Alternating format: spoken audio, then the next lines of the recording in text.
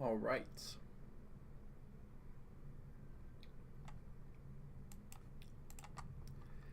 We are researching Fiverr. Throw this up on here, synopsis, okay. For synopsis, I like to go to Yahoo Finance. Fiverr.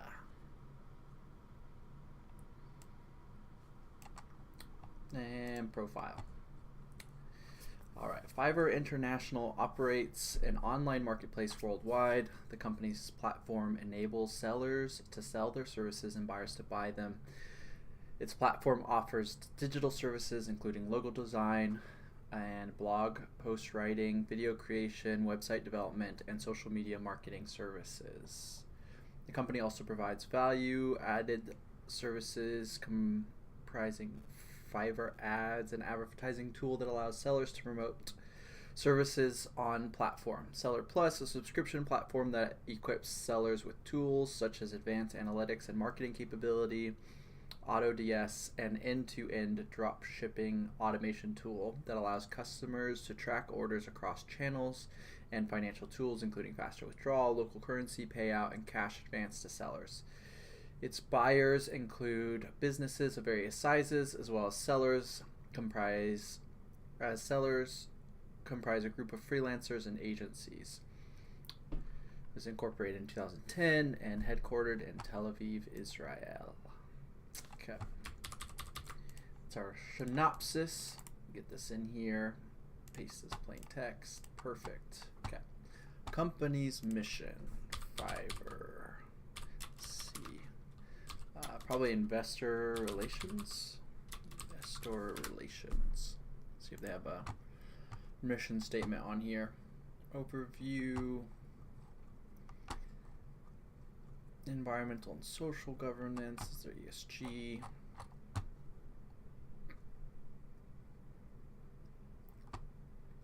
Maybe have it on their website. Fiverr.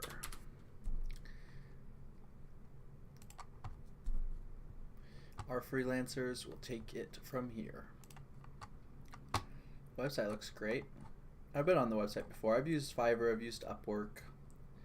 There's another one, but I think these are the main two competitors.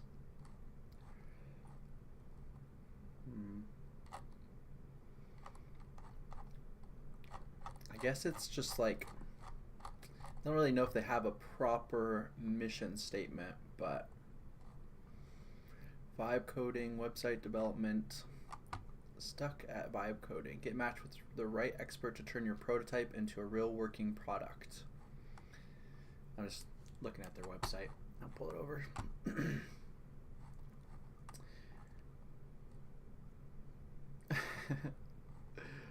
I guess this is kind of their mission statement, freelancer services at your fingertips.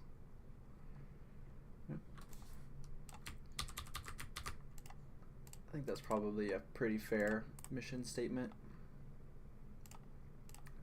Alright, products. So based on their synopsis, their products are, I mean, they're not the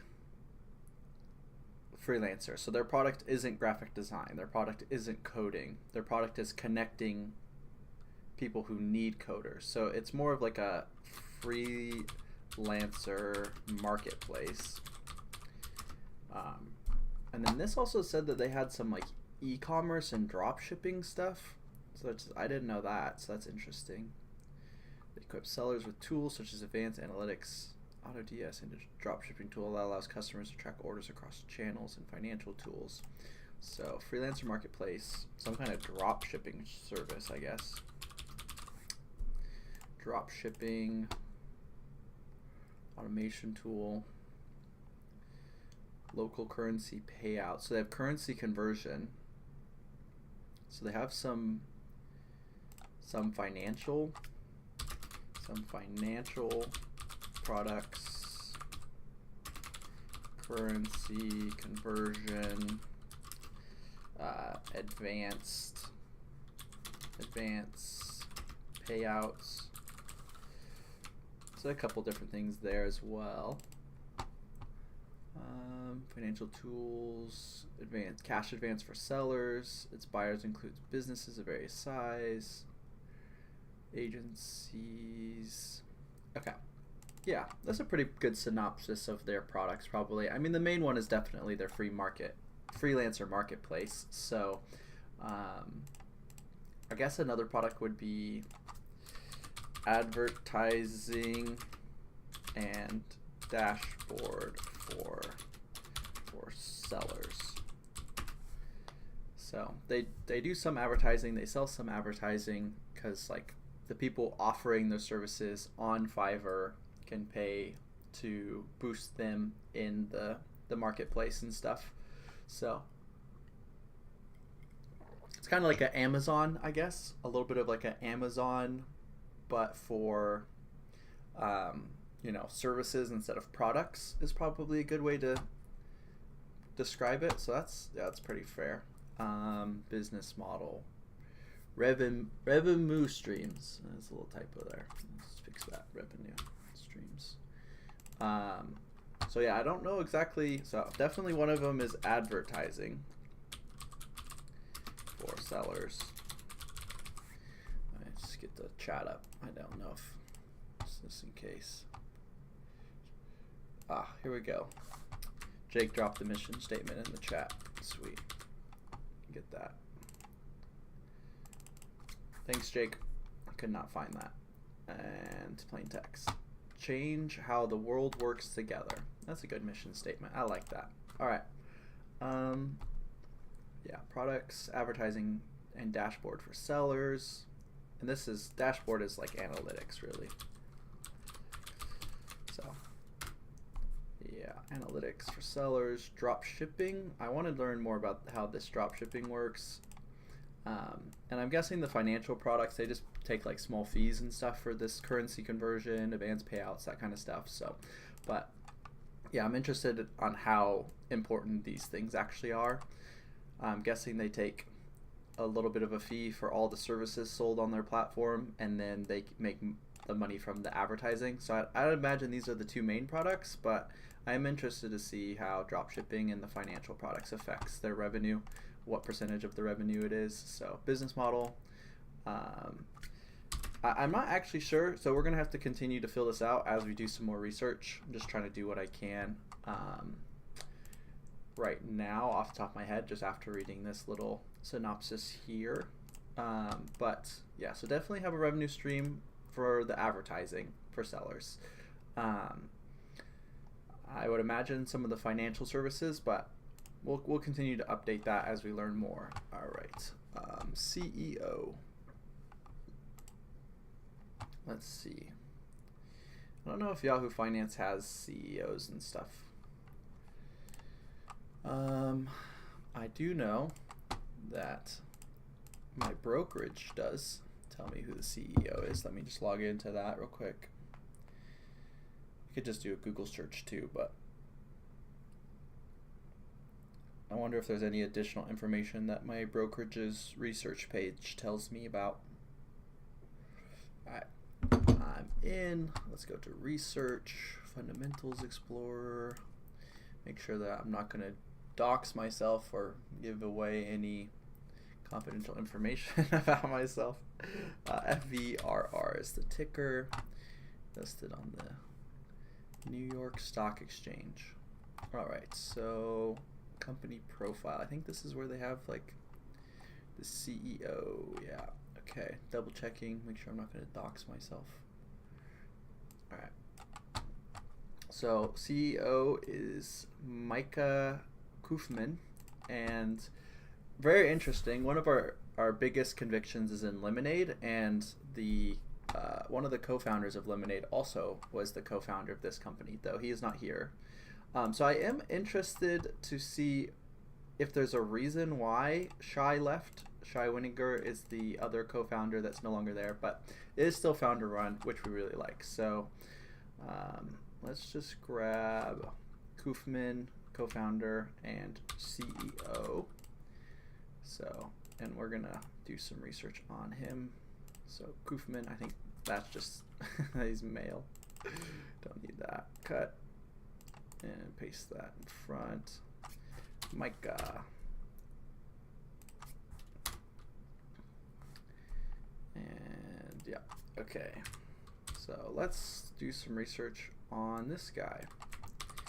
Let's see what he's done in the past. And we're going to pull this back over here. Don't need this open anymore. We might need this later. I'll just throw this back over here. Okay. Micah Kaufman. I don't know how to say his name. We'll figure it out. It's signing me in. I don't know why how it automatically does that. Like, stalks my email. Oh well. If you guys want to email me, now you know. Alright, so Micah, founder and CEO. Before that, he was a contributor to Wired, which is a news publication, contributor to Forbes, which is another news publication. It looks like he founded Accelerate. Let's see if we can get more information about this company. E-commerce platforms by RepSpark. Okay. Let's see if we can accelerate e-commerce. Accelerate Summit. Global E-commerce Acceleration Summit. Is this it? Might be it. So just accelerate commerce. I'm trying to find out. I don't think this is it. I think this is just a conference. Okay. What is this? E-commerce acceleration solutions to supercharge the growth of your business. I'm not sure if this is the right one. Nope, this is not it. It's a different name. I'm not able to find this. Let's see, we just could go down in here. E-commerce platform by RepShark. Accelerate.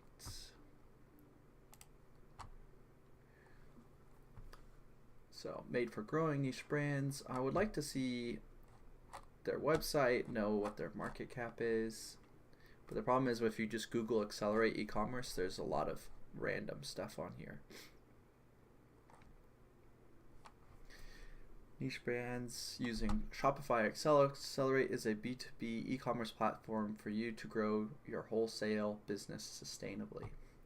Great custom shoppable digital catalogs, virtual showrooms, sale orders management,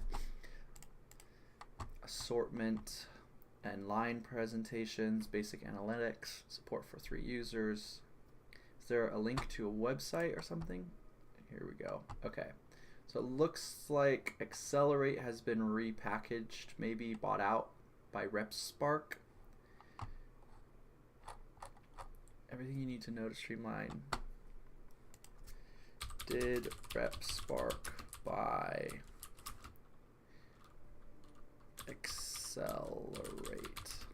e-commerce?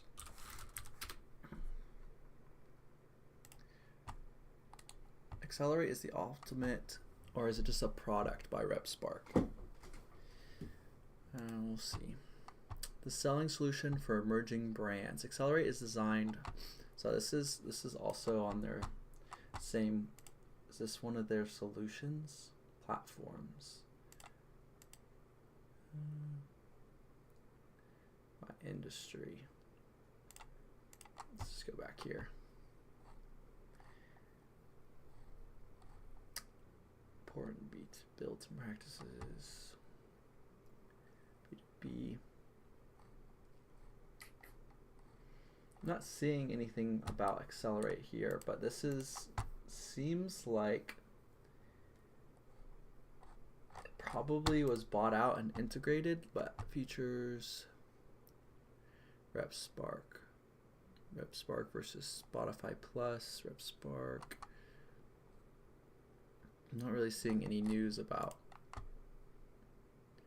RepSpark buys Accelerate. I'm not seeing anything about this.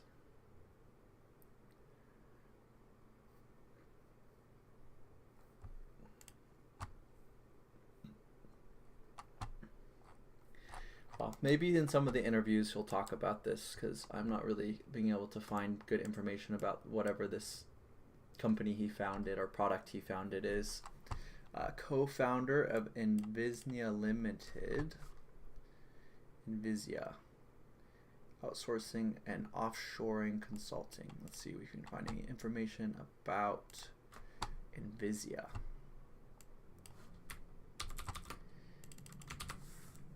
Invisia.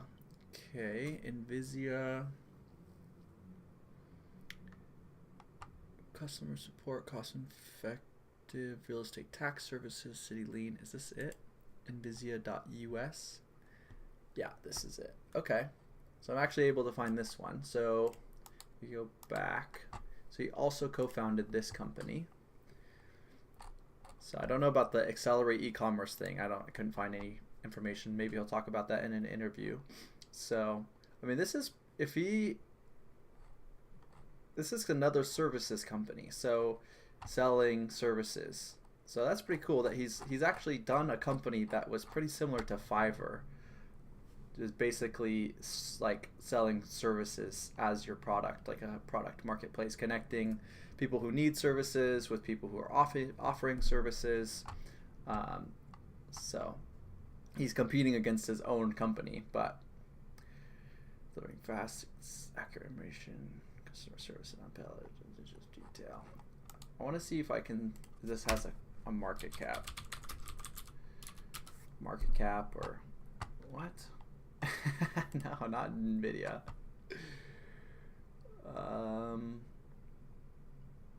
Invisia. I don't think this is the right company. Oh, it is the right company. Okay. Revenue as of, is this a trailing 12-month revenue? 462,000. Or is that all-time revenue? And that's pretty outdated. A couple years ago. I don't even know what currency that is. That's hilarious. This is definitely the right company. Founded in 2012. Operates as a business process outsourcing company that provides specialized services in real estate tax, title search, and customer support to mission-driven companies. Okay. So yeah, a service marketplace. So that's cool. He has experience with founding services marketplaces, so that's good. Net worth biography. Yeah, maybe this will be more useful to get more information. Paywall. Nice.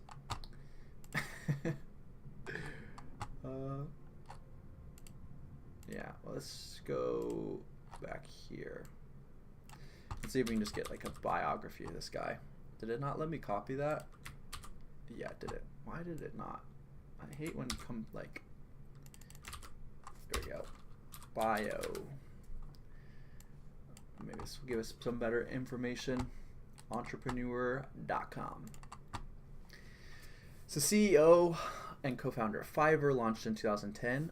What the heck? So he launched Fiverr in 2010 and then launched Invisia after in 2012.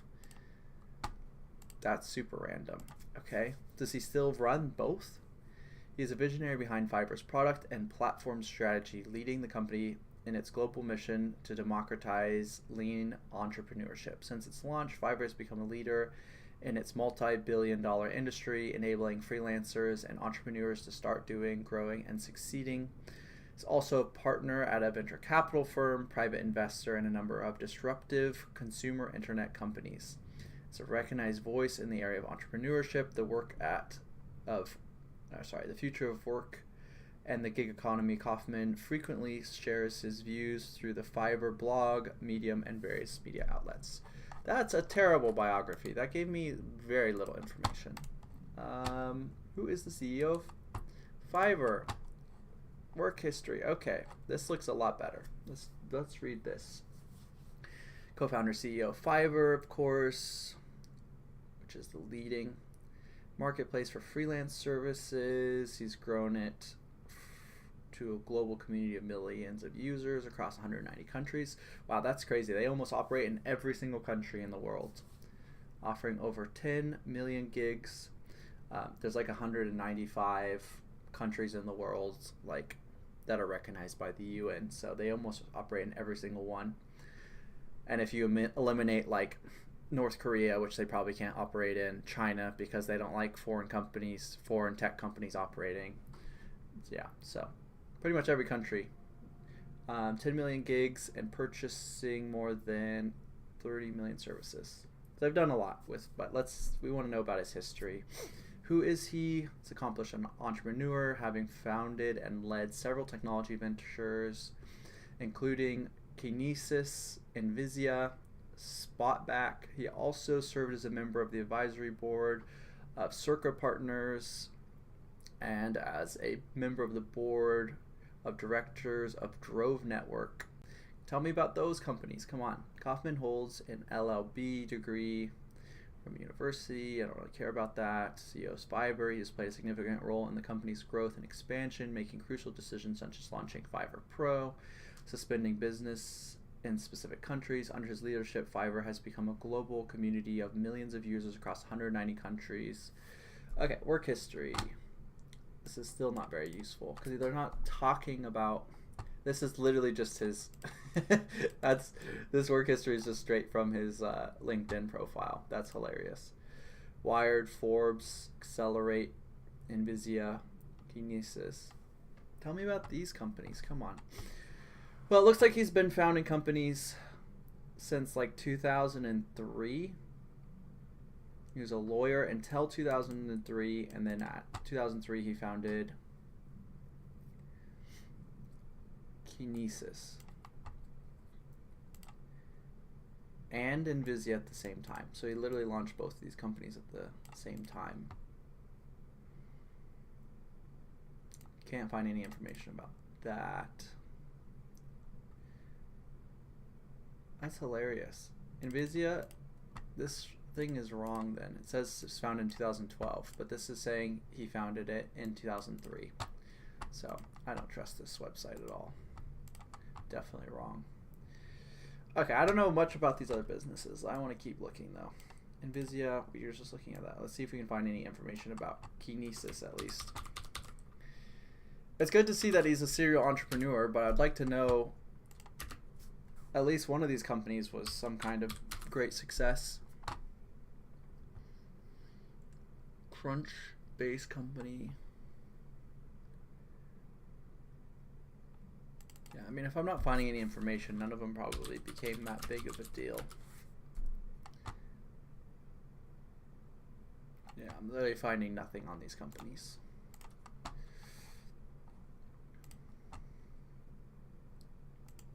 Kinesis.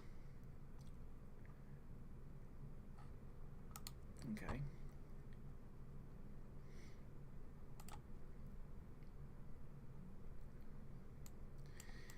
Yeah, so I'm literally Envisia is the only company I can find any information about. View page. And then this just brings me to RepSpark. So if I'm just going to jump to the conclusion that RepSpark bought Accelerate from him, let's see how big RepSpark is. RepSpark. None of these are going to be publicly traded, which kind of sucks. Ranks.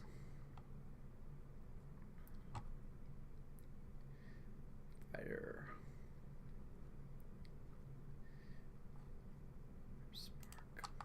This is the same website that said that Envisia was founded in 2012, so I don't trust any of the information. There's just not good information about any of his companies that he founded before. Company overview. This also says it was founded in 2007, which, well, RepSpark might have been. There's only 11 to 50 employees at RepSpark, so it's a tiny company. And it says its revenue is less than 10 million. Okay, so he's founded companies, but I think that Fiverr is really the first one that's really mattered, basically. So some experience, but I would love to have seen one of those companies he's founded before have been like a massive giant or something. That would have been cool, but oh well. All right, let's keep going. He's founded a number of companies, none publicly traded or with a known market cap.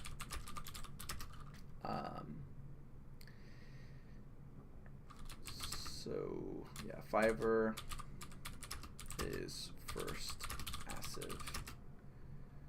I wouldn't say massive success. I mean, if you're an entrepreneur and you sell one of those previous companies for a couple million, which totally is possible, like $1 million businesses are being sold all the time and there's no information about them online or anything. So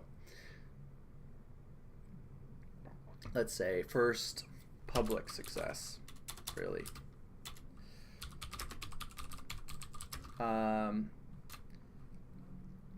Invisia, was it?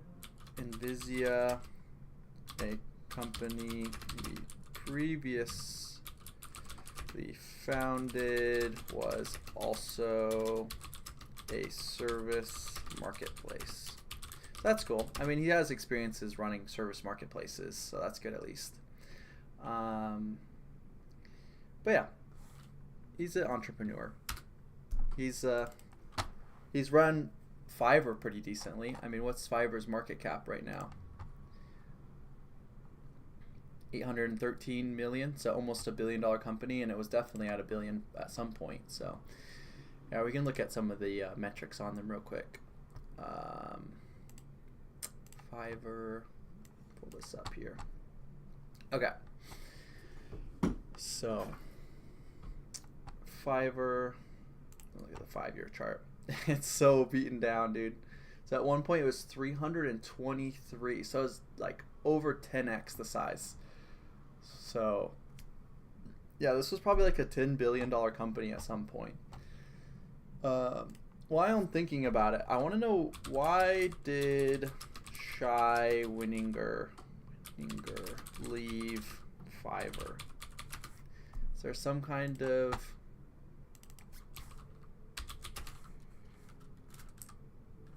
Shai Wininger Fiverr? Why did Shai Wininger leave Fiverr? Sorry, I didn't know how to spell his name, so. He's pretty private, so there could be literally zero information on why he's left Fiverr. We don't need this anymore. Close a bunch of these pages. Yeah, I mean, it's a good work history. Shai Wininger, startup guru Shai Wininger discusses the challenges facing tech sector.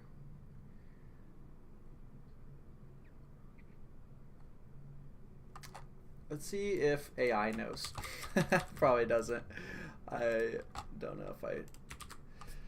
Let's see if ChatGPT knows. Because literally none of these look like.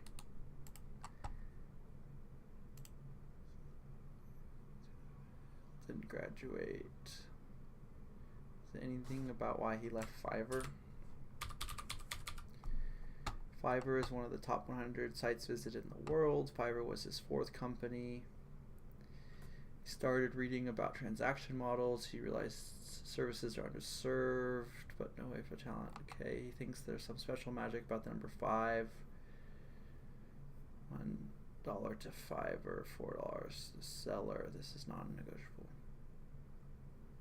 Lessons you learn from Fiverr. It's easy to know what to do when things go bad. You fix problems. When things go well, really fast. It's very dangerous. It's hard knowing what to do. You learn that the size of the business doesn't have to correlate with the financial success of a company. For example, when the company does well, you don't have to hire a bunch of people. Mistake at Fiverr, growing too fast. Companies should stay family size as long as it can. The more people you have, the less efficiency, and it compromises culture. He did actually, I do remember an interview where he talked about how he didn't love the culture at Fiverr that much. towards the end. So we'll have to see if the co-founder that stayed at Fiverr talks about culture at all. But when he decided to leave Fiverr and do his next big thing, why did he decide to leave? He wanted to work in the industry that had a huge problem. It literally doesn't say why he decided to leave. Okay, let's see what ChatGPT says. I think I'm going to take all of this with a high grain of like sand or salt. Grain of salt. Shai Wininger, co-founder of Fiverr in 2009 and served as CTO through much of its early growth. Around 2014-15, he decided to leave Fiverr to pursue his next venture, Lemonade, an insurance tech startup. His departure was motivated by the desire to tackle a much bigger problem in a new industry rather than dissatisfaction with Fiverr itself. So, if that's true, that's good. That's definitely good if that's true, but this is literally information from Reddit. So is there Shai Wininger? So this is, let's look at some sources here. A post. Is this from Shai? No, this is some random other dude. I don't care about that at all. Wait, what source is it? It's really entrepreneur takes on Amazon and Brawl for brains. Does this mention Fiverr at all? It does mention Fiverr. Okay, Simon Weaver, co-founder of Fiverr as well as Lemonade, wrote trying to poach Lemonade employees. Nope, so this doesn't talk about why he left.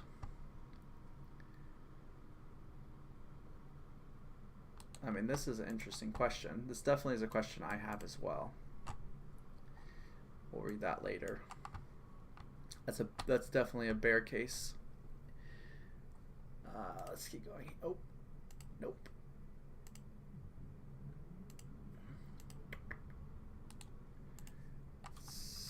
Is this paywalled? Nope. Fiverr. Realize that when you take a look at industries that users don't feel the warmest sentiment towards the insurance. So that just mentions that he was the co-founder of Fiverr again.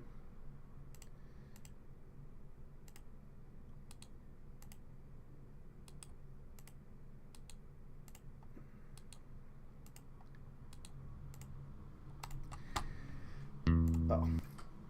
Did it watch a whole YouTube video? There's no way. Did it just read the transcript? This is have I watched this video before? Yeah, I have watched this video before. He doesn't mention anything in that video about why he left Fiverr, if I remember correctly, which I definitely could not be remembering correctly. Okay, Fiverr's mentioned a few times. Okay, here we go. Ryan Reeves. This is not from Shai at all. Actually found out about Lemonade because I've held Fiverr for a while. He left Fiverr and started Lemonade because I think Fiverr has huge potential.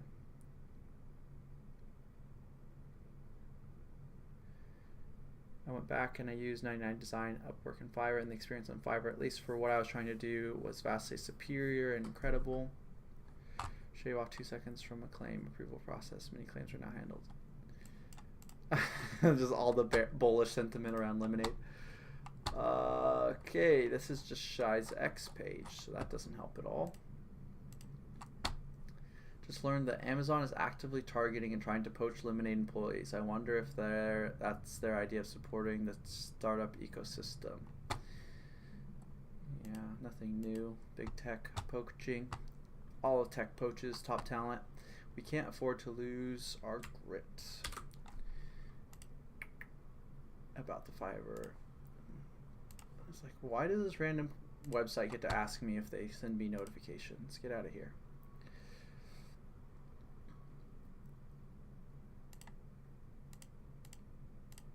Okay. Yeah, none of this says why he left. Literally none of it says why he left.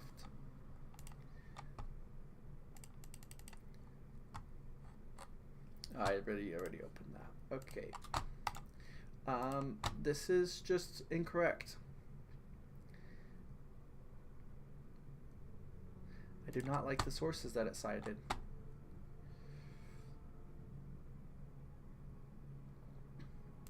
Yeah, this is... Who are you? How do you know who this guy is?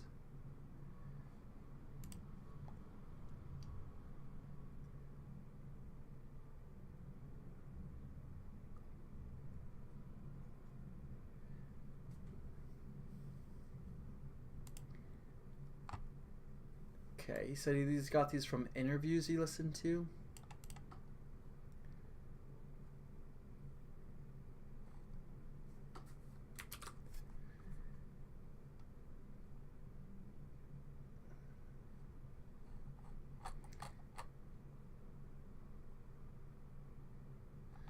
Okay, I still don't... When he decided to leave Fiverr, the next big thing, he wanted to work in an industry that had a huge problem. Yeah.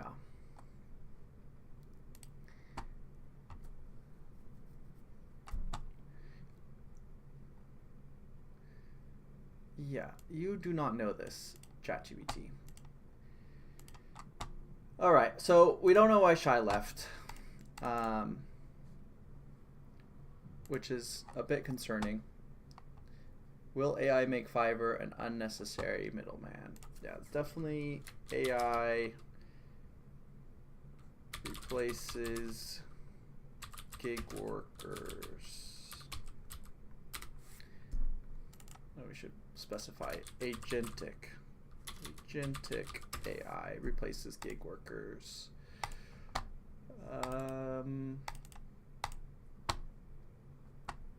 Alrighty.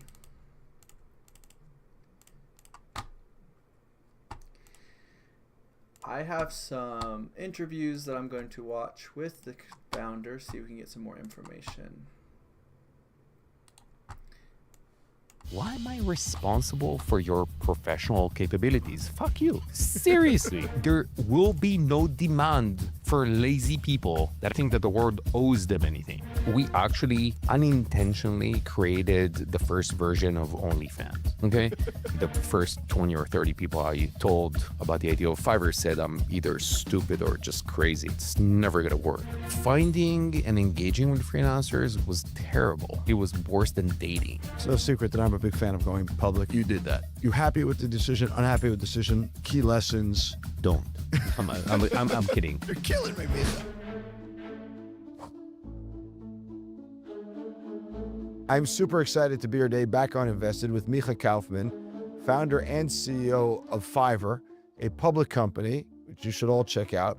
I'm also here to tell you that I was stupid enough not to invest in Fiverr because I thought the name Fiverr with 2 R's at the end was not going to be a scalable business past $5.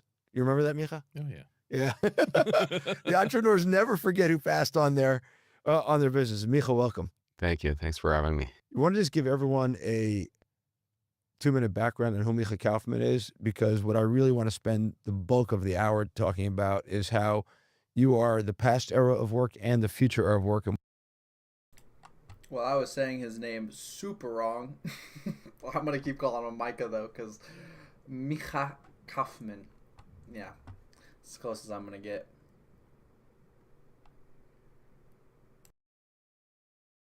Why this matters in the era of AI.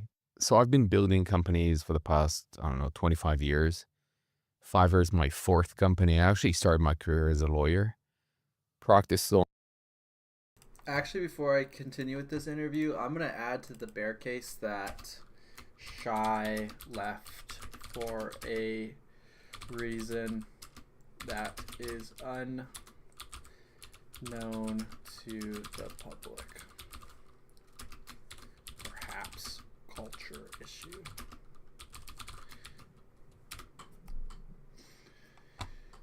That's like Shai left for a reason that is unknown to the public, perhaps culture issue.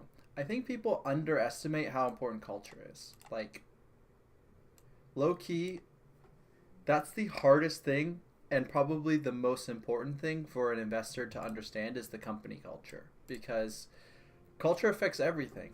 Affects the effectiveness of the company, how visionary, how risk willing they're like, how much risk they're willing to take. So yeah, this is definitely a concern to me that Shai left, and most of the reason why honestly the best reason in my mind why he left was a cultural reason. I mean, perhaps it's also just because he wanted to take on a bigger issue. Like, he saw that the kind of the service as a marketplace kind of was maxed out, and so he wanted to go on to something bigger and better, and that's why he left for Lemonade. Like, that's the bull case. Like, honestly, probably Shai left just to solve a bigger problem. I'm gonna add that on the bull case side. It's really unknown though, but it definitely is a concern. We'll see if Micha, I'm gonna try to say his name correctly, but I'm not going to. Let's see if he knows or mentions it. Probably won't though, but let's keep watching. In the field of IP, so did a lot of patent work. Was involved in helping to draft the first patent for Google in Israel. Yeah, and that's kind You of miss who being a I lawyer? am. Oh, I hated every moment of it. So I don't know. I'm clean for 25 years. This is how I usually speak about that period. It's funny now that I think about it. You were an hourly, you charged by the hour being a lawyer, and then you created something that charged by the task. Correct. $5. I mean, tell everybody for a second. So I started by saying, the gig economy was the whole rage for the last decade. And I think Fiverr is the poster child of the gig economy on some level, even more than Uber. Uber was talked about a lot, but it was one kind of gig, which is driving. But Fiverr did 10,000 kinds of gigs. Why don't you tell everyone about Fiverr for a second and what you innovated and built? So Fiverr started as an idea in 2009, and this was really an interesting period of in history, or the history of labor, because it coincided with the fact that in 2010 millennials actually went into the workforce, and this was a new generation that was born into a connected world. They had many more opportunities than their parents. They saw. It was the wake of the recession of '08. So they saw their parents, who always preached for steady work, losing their jobs in '08. So that was the burst of the bubble of the safe jobs. So for them, thinking about going solo was pretty obvious. And this was a tectonic change, because it changed freelancing from something that was before 2010, a thing that people did mostly in between jobs, into a legit career and a lifestyle. So this was kind of the scene in which Fiverr went into, and building a couple of companies. I use freelancers pretty extensively, but finding and engaging with freelancers was terrible. It was worse than dating. It was really really hard to find the right person. Usually you take them to a coffee shop, you look into each other's eyes, you need to figure out if you want to, and just, it's a process that, by the way, on average takes about 30 days, if you're pretty efficient. And I was asking myself if there's a better way of actually doing this. And, there was this framework that I've used to think about the next big idea. You invested in the company before Fiverr, and I was thinking, after we went down that company, on how to create the framework to think about what could be an exciting idea, and I came up with something super simple, which by the way describes Uber and Airbnb and probably even companies like Amazon, and that was, find an existing market that is very sizable, which means that you don't need to educate to create a market. It already exists, that has a lot of intrinsic inefficiencies and friction that you can potentially cure with software. It is super simple if you think about it. So I'm going to add to their kind of mission statement, because I think the most important thing is like to understand what acute customer pain they're solving. So change how the world works is their stated mission statement, but they're really taking out the pain of hiring a freelancer. That's what they're doing. They're streamlining it. So, okay, just wanted to butt in there. And before we start again, I'm going to go use the restroom.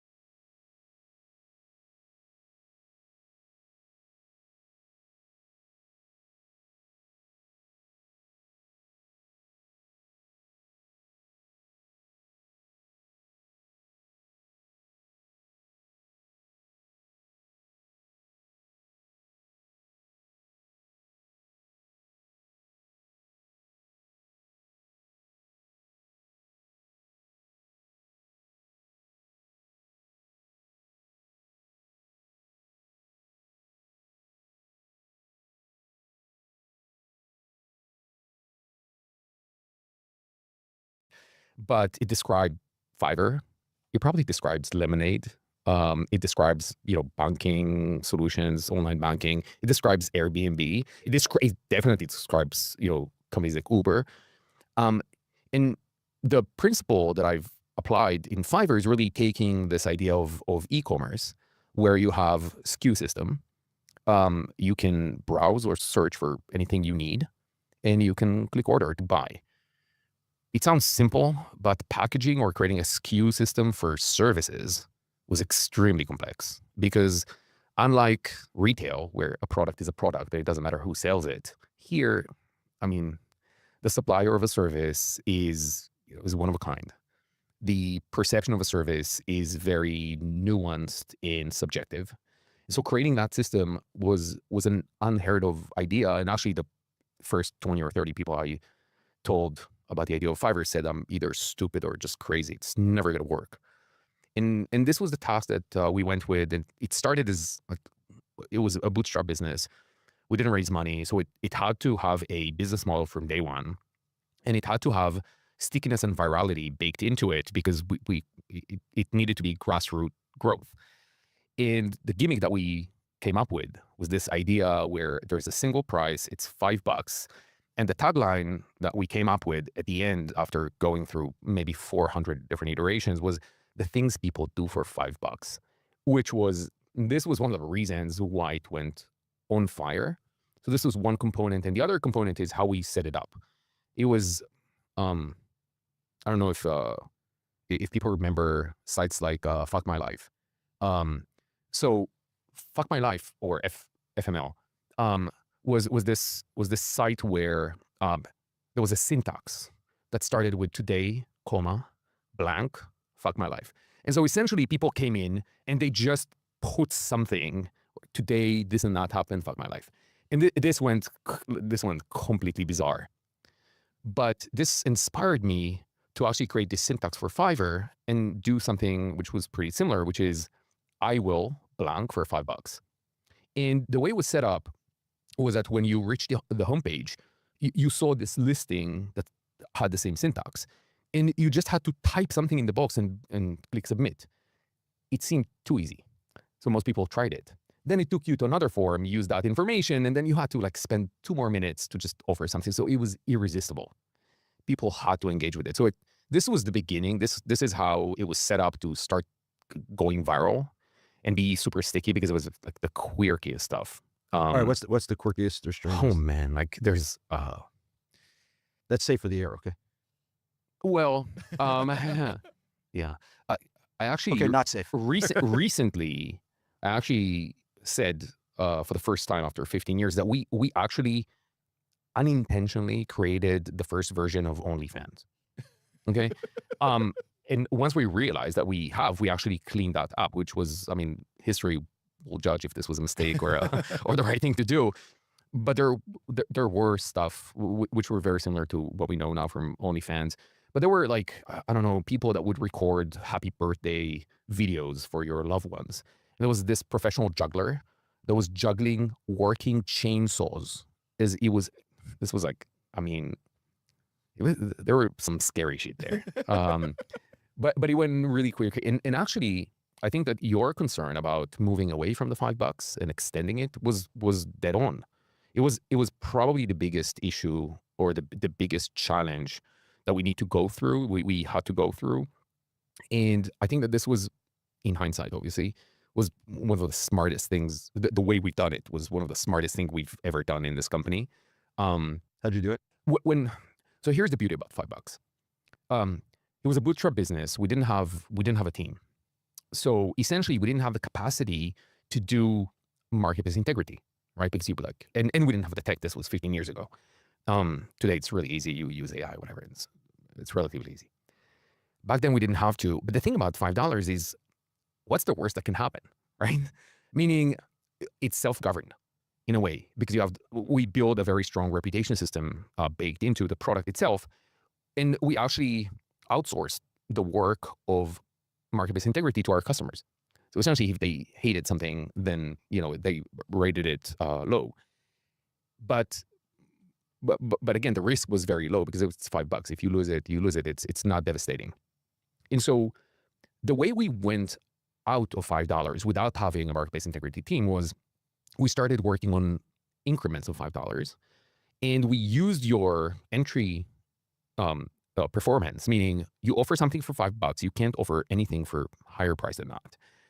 And if your customers are happy with you, then we start allowing you to offer multiples of Fiverr. So essentially, you can then upgrade to being able to offer $10 and maybe $20. And depending on how you continue going up the scale, then you can extend your offering. This was the breakthrough on how we went out of the $5. And then as we started getting a lot of traction for that as well, then it was much easier. We were already funded to put a marketplace integrity and get the talent in that can offer any service, any price. So we can screen that in advance and create the tech to do it and scale up. And today we started with like these general, maybe 5 or 6 categories that became large verticals. And we now have about 800 different categories of services. And I don't know how many millions and millions of services. I mean, we've done. How many individual freelancers do you think are there? I don't think we've published this. And again, I'm keeping myself because we're a public company, but generally speaking, millions, active, hundreds of thousands. And how many of them do you assume this is their primary source of income? Well, I think the 20/80 rule, maybe 90/10 rule. Everybody talks about the 20/80. It's far from it. I mean, even on Amazon, it's not 80/20. It's more of like 90/10. So this is, I think, a fair number. I want to go back to what I think was a very profound comment you made a few minutes ago when you said coming out of 2008, the next generation, the millennials, figured out that their parents' safe jobs at Citibank weren't safe jobs anymore. By the way, when I was invested in WeWork, we saw the same thing. A bunch of people who were laid off from Citibank, it actually started companies inside of WeWork. And so you caught this wave of people saying, oh, I don't want a safe job. Actually, there is no such thing as a safe job. And so I'm going to build a career, or at least a secondary income, out of a freelance or multiple freelance gigs. How did that express itself? Or do you have data to show that expressed itself in what became like a movement, of labor? You now say there are millions of people and hundreds of thousands of active and probably tens of thousands. So this is their primary income. Share some data or how that expresses itself in numbers. So first of all, I mean, the data point that I think is really interesting is if you look at official Census Bureau in the US data, when we started Fiverr 2010, the official number was about 20% of the active workforce are engaging in freelancing in some capacity. This number today, very close to 50. 2.5 times. Yeah, that's it. I mean, you don't need more than that. And then you have these. That's actually really interesting. So I'm gonna come back over here. Just put that into the TAM. TAM is growing as percentage of workers in the U.S. U.S. working at least on the side in the gig economy has grown from, what do you say, 20% in 2010 to 50%. And this was an interview from this year, so be like 2025. So that's really good. I would imagine as the platform gets older, you kind of get a more stable kind of, as people build their businesses based on freelancing, you kind of get a more and more stable kind of base of users that are selling their services on your platform. Because I'm sure when a company like this first comes out and they're like, oh, what would you do for $5? Like everyone's just like, oh, let's, I would draw a picture for someone's birthday for $5. And, they throw their ad up there and the users are turning, like the sellers are turning, because it's like, okay, I sold one picture for $5. I'm not going to worry about this anymore. It was just kind of a fun little thing to try out. And then you start to get some person on there, that does, maybe like social media marketing, and they get hired and they actually start building up like a list of clients. And then they make a class and they teach other people how to do the same. And so it starts to like grow the baseline of people selling. This is definitely an issue, bear case issue that I just thought of, which is people hire on the platform and then move off the platform for long-term cooperation.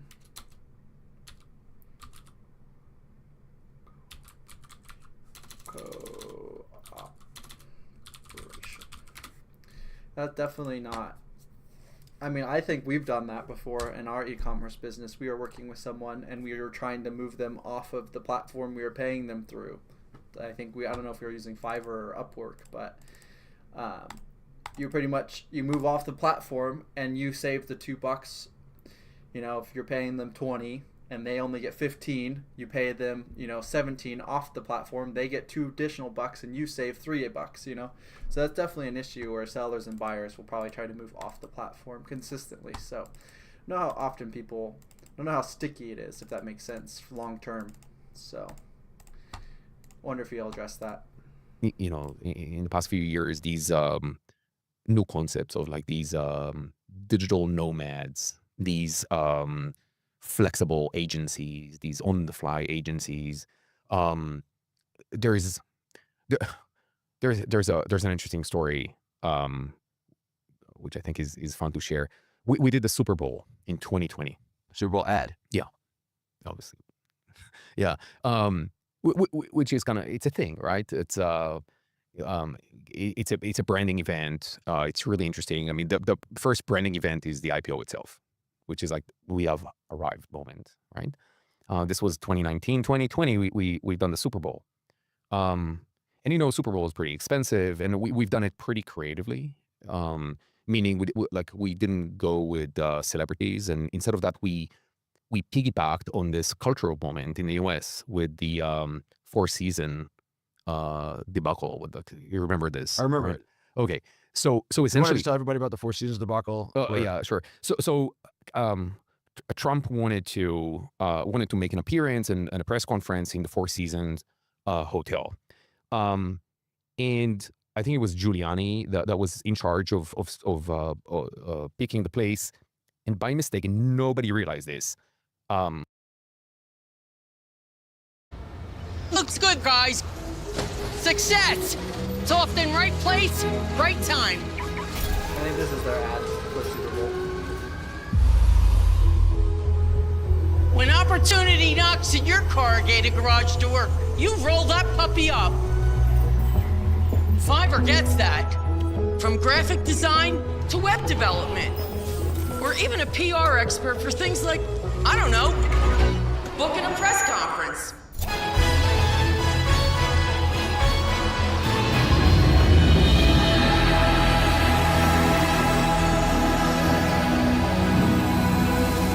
Fiverr has the freelancers to get you where you want to be.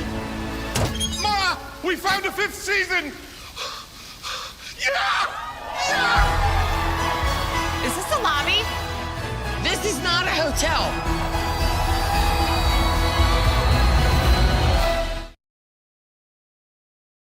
That's definitely a creative ad.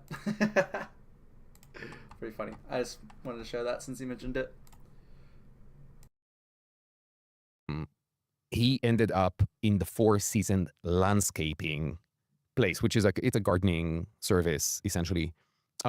Which and this was, they realized this in the morning of the press conference. It was impossible to cancel, and it was pretty embarrassing. It became this meme and a joke.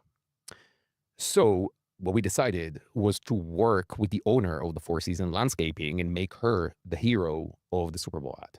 So this was kind of the idea. It was COVID. It was super complex. We had to completely rebuild her business in Mexico because of COVID restrictions, and film the entire thing there. It was crazy. We actually put her and her family in the Four Seasons in Mexico to stay, and so this was a good story. Anyway, you like this. I think that this was publicly mentioned. I think we spent about $8 million in doing this, the entire campaign.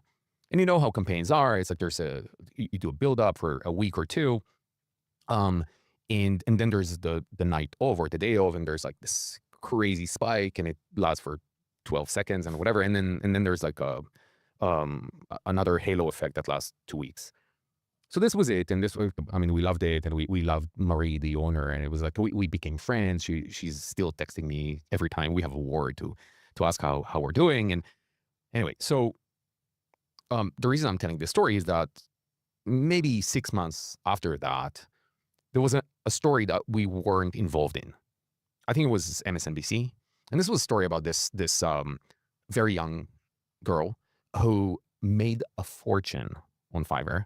And she's like very good looking. She stands with her shiny new Jeep, and she's telling the story about how she bought her mom a house, and how she's like building this massive business, and she's doing all of it on Fiverr. That story brought more traffic to Fiverr than the Super Bowl. But this is a generation. The fact that it inspires so many people, the fact that it gets the attention of an entire generation, is the story of what we're witnessing in the past, decade and a half. And data proves it. We're seeing how this is shaping up to be. COVID made the case for remote work. So if I'm allowing my team to be remote, maybe I should look into more talent. AI is changing it again.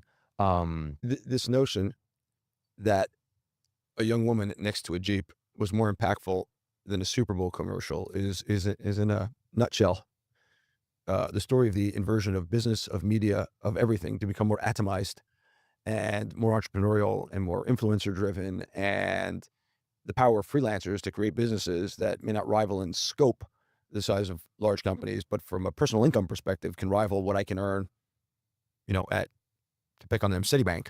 I mean, that's the story. Precisely.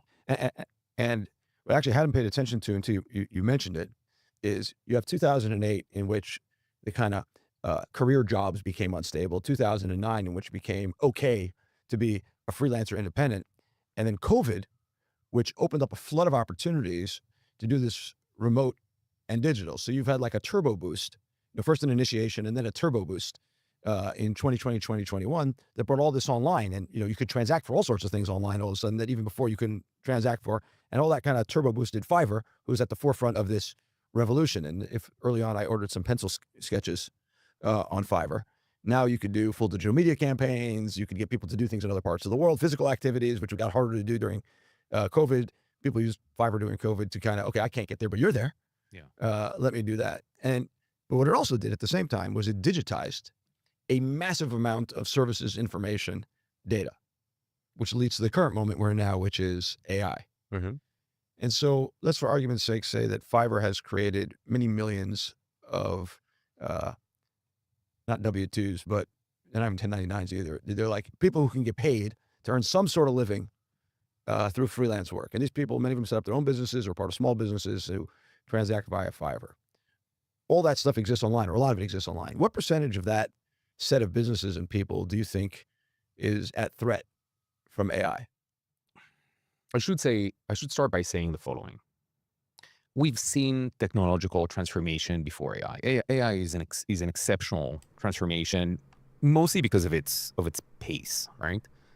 It's happening very fast. I agree with that. But we've seen technological transformations before, and technology displacing some types of tasks is not a new notion. Okay, should say that. And actually, if you think about it from a bird's view, there was this interesting story in The Economist where they've done this research in, I think it was 2018, that showed that 60% of the jobs that existed on 2018 didn't exist 50 years before, which means that jobs most of them do not pass well between generations. So that's the baseline. Yeah, I'm in that camp too. There's a lot of these labor doomers. I'm not one of them. Yeah, I'm with you. Yeah. So for us. Yeah, I think this is probably a pretty fundamental question that you have to kind of, it's much more philosophical, right?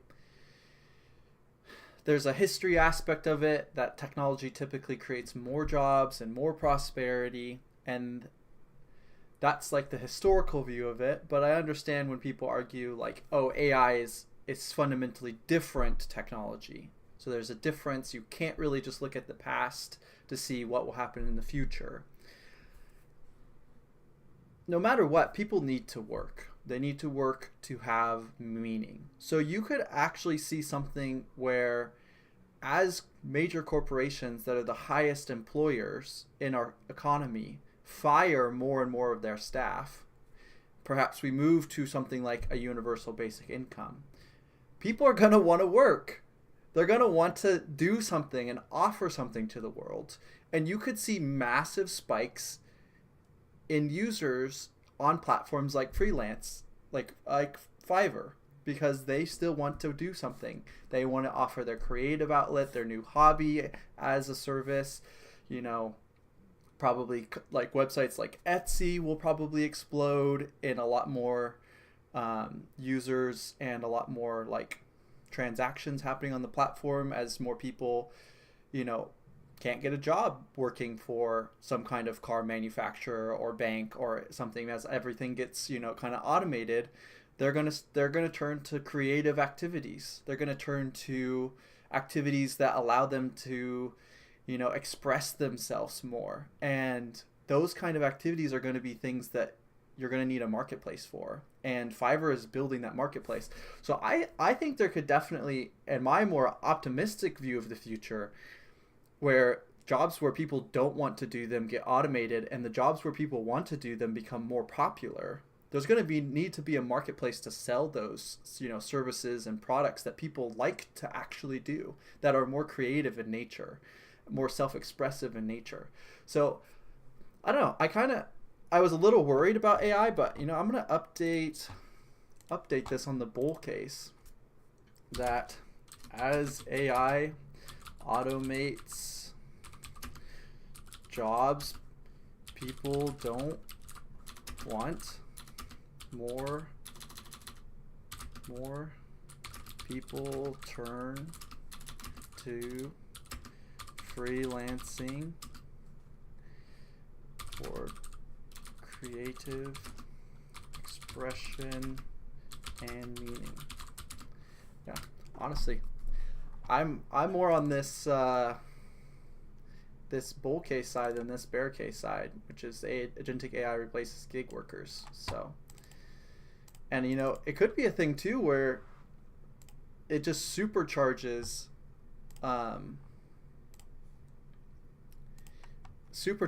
like it doesn't actually replace these gig workers. Maybe it turns some of the jobs, like some of the jobs disappear, but new ones are created, and the ones that remain and the new ones that are created, people can just put out way more productivity. Like they can provide their service to more people as they're empowered by AI.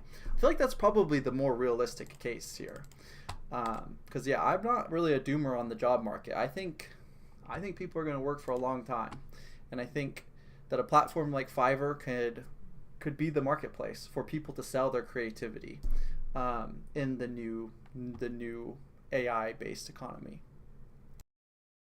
I said that we're now running about 800 different categories, but we've killed hundreds of categories over the years because they became irrelevant, and that's Give me fine. examples. Well, sometimes there are things that are very temporal. For example, NFT was a thing for a year, and then it wasn't. And by the way, I actually think that NFTs is super interesting. I just think that it didn't find the killer app. Yeah, the killer app for NFTs is digital verification of purchases. Let's make home titles NFTs and shit, like NFTs, car titles NFTs. It just makes so much sense.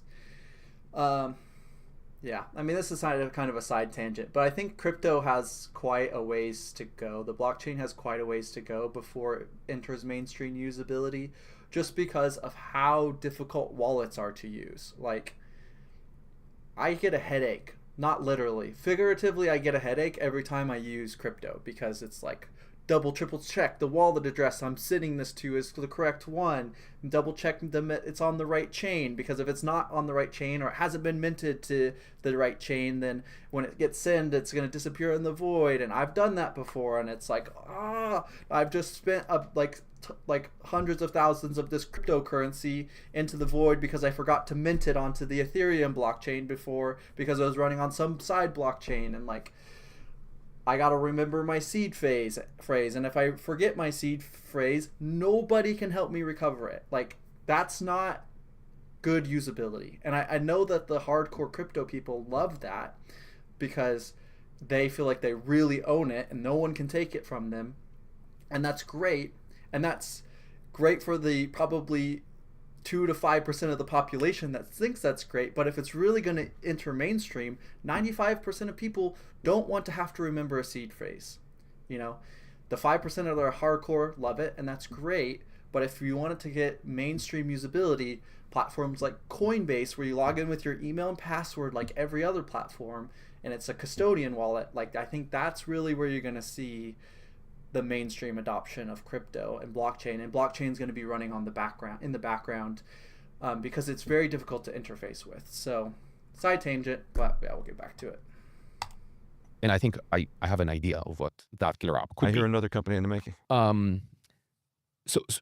NFT was a thing. Like, think about 10 years ago, if you wanted to remove a background from an image, that required a Photoshop artist.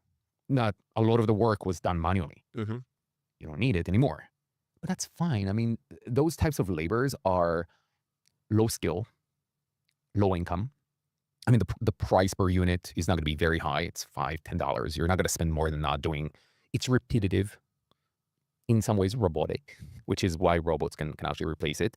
What is the percentage? I don't know exactly, but these are things that would go away anyway. They're just going away faster. I want to point out the irony. At the same time, there's tens and hundreds of new professions that are being created as a result of this that are, at least at the beginning, more skilled. And over time, they're going to be also moving. I sent a memo to my team, and I was talking about We're this. going to read that memo soon. No, that's fine. But there was a point there, which I made a point about saying, the very simplistic tasks are going away. What was considered to be hard is going to be the new simple. And what was considered to be almost impossible is going to be the new hard. So essentially, we're just moving an odd job, okay? And we'll talk about if this is really up or not. Right. I think, by the way, that's an incredible framework, right? Which is, given the empowering tools, automation hit the simple tasks. What were medium tasks are now simple tasks and therefore lower cost because they've been semi-automated away by, call it AI or But it's also LLMs. lower effort. It's not also- just right. lower cost, it's lower effort. Right. It's fine to be lower cost because you put less effort in. And you just pay for some of it in tokens.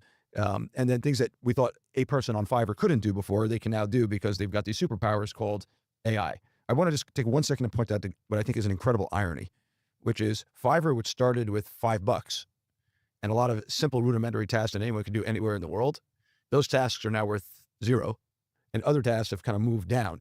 And it's actually the AI that disrupts from the bottom up on some level. The easier tasks get automated away, and then I guess other ones come down. So the fact that you moved up market actually has helped. Absolutely. just the And by the gross way, margins. disruptions, in most cases, work from the bottom up, Right. and not from the top down. Right, they get the Fivers before they get the tenors. Right. And also, I mean, you know, one really interesting, we mentioned Uber. I think that Uber is an interesting showcase for what happens when you start from the top down, Interesting, because they started with black cars, right? and they went all the way down to private cars and taxis. As they've done it, they completely cannibalized the black car business. Meaning that if you go from the top down, this is the risk. The risk is you're going to cannibalize your own premium business instead of actually building into it. And I think that this is maybe a good example for why, in most cases, the disruptions actually work from the bottom up and not the other way around. I think, by the way, in automotive, for what it's worth, Tesla came from the top down, Uber came from the top down. They're both, I would argue, close to monopoly businesses in those markets, which I think is interesting. From a car count basis, Tesla is not. Right. But in this kind of electric vehicle segment, they are the That is clear true. winner. And by the way,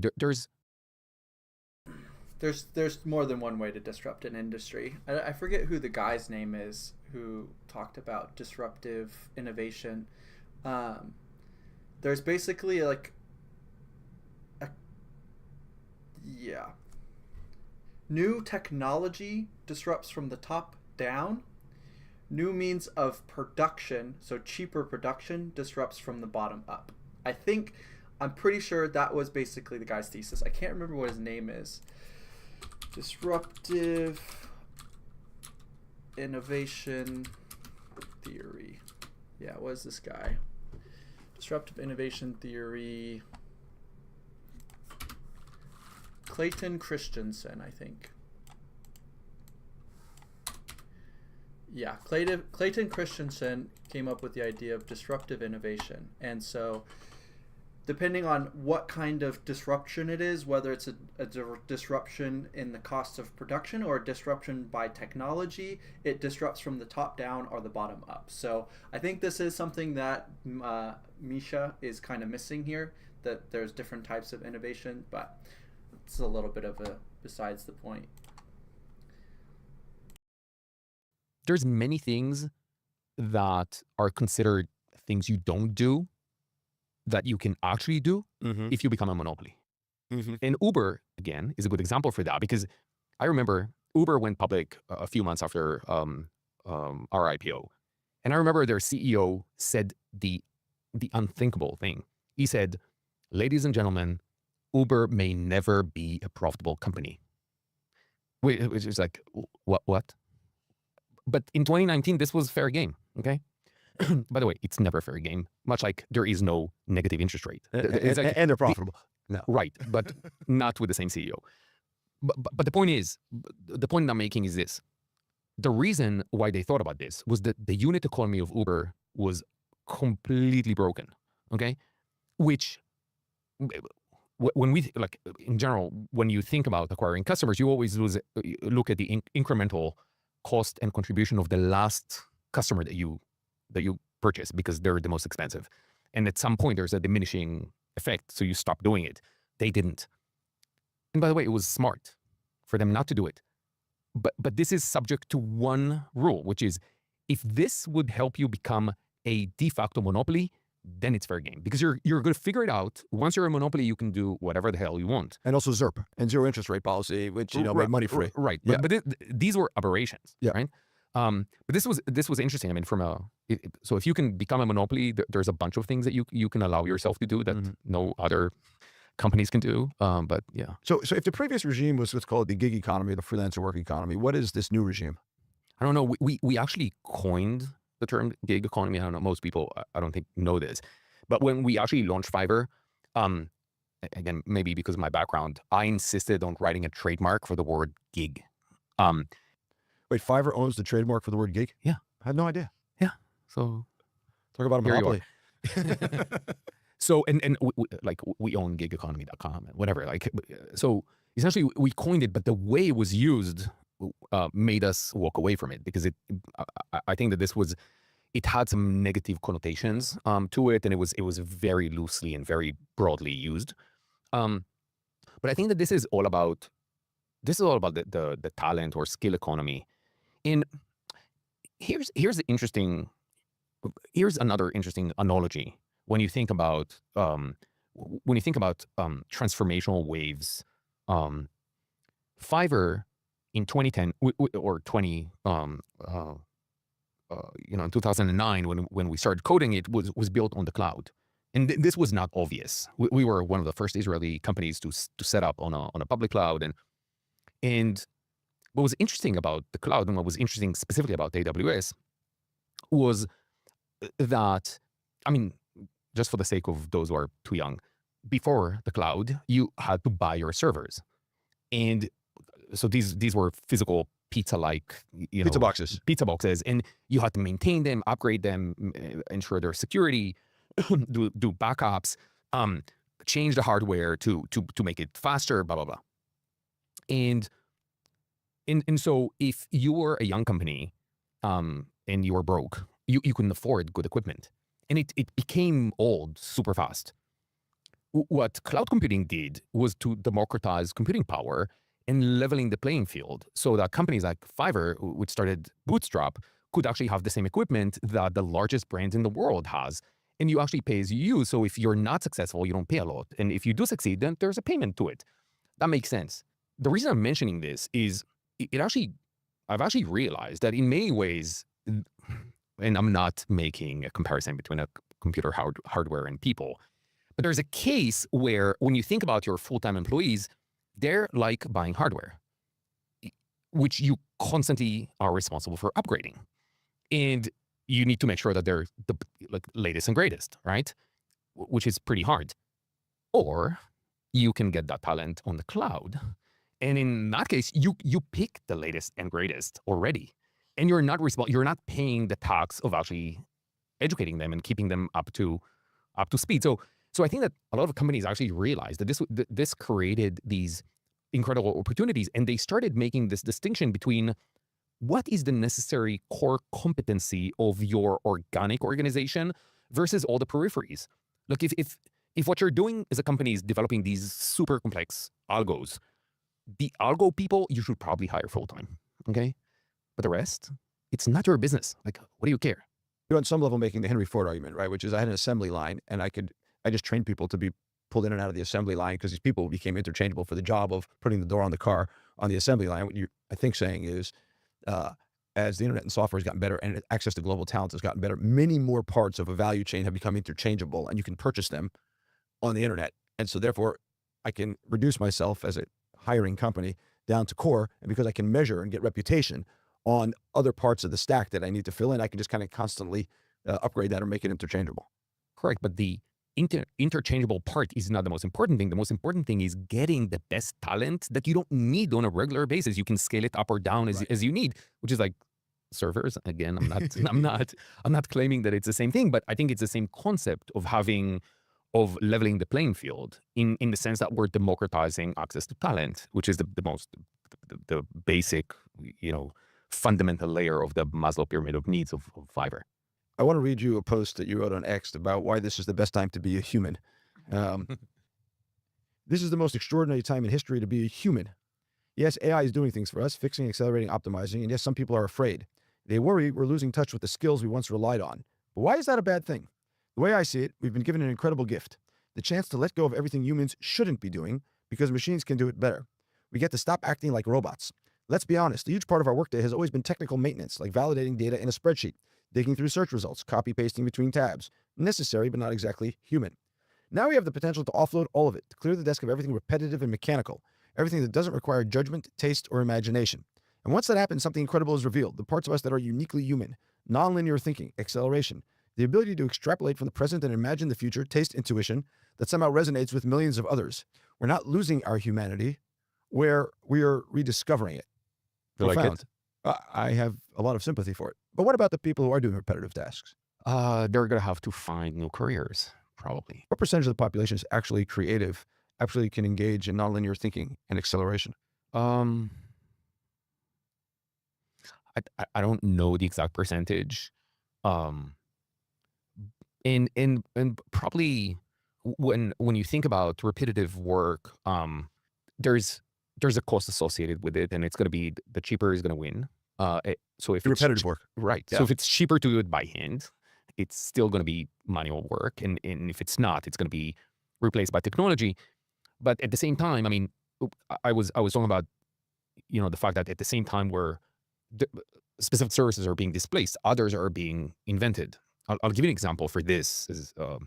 So think about model training or data labeling. Data labeling has been, I think, generating in the past 2 years. There's a couple of companies that are doing this. Scale.io, for example. Yeah, Scale AI, I sorry. mean, they've generated altogether probably about $200 million in a course of 2 years. But here's the thing.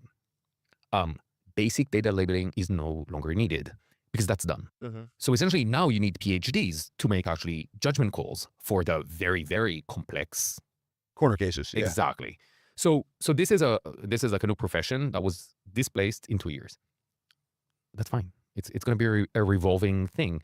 The repetitive stuff is just going to be something different. And the reason why it's very hard for us to come up with these ideas is because we're not imaginative enough. Right. Most people are not nonlinear thinkers. Right. And so I think that the types of repetitive stuff that even machines cannot do and still require human are just going to change. They're not going to go away.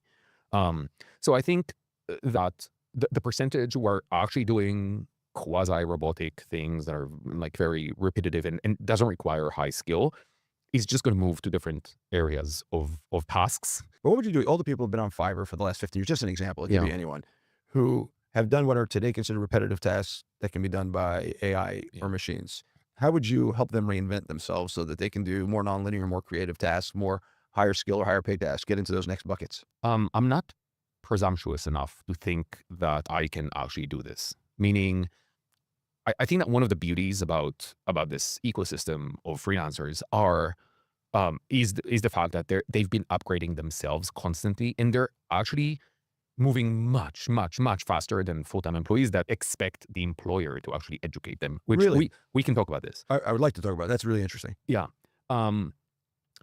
they're moving much faster because they always need to be more efficient. So they are the scouters of new technology because they need to figure out how to automate more of what they do to work less hard and make more money.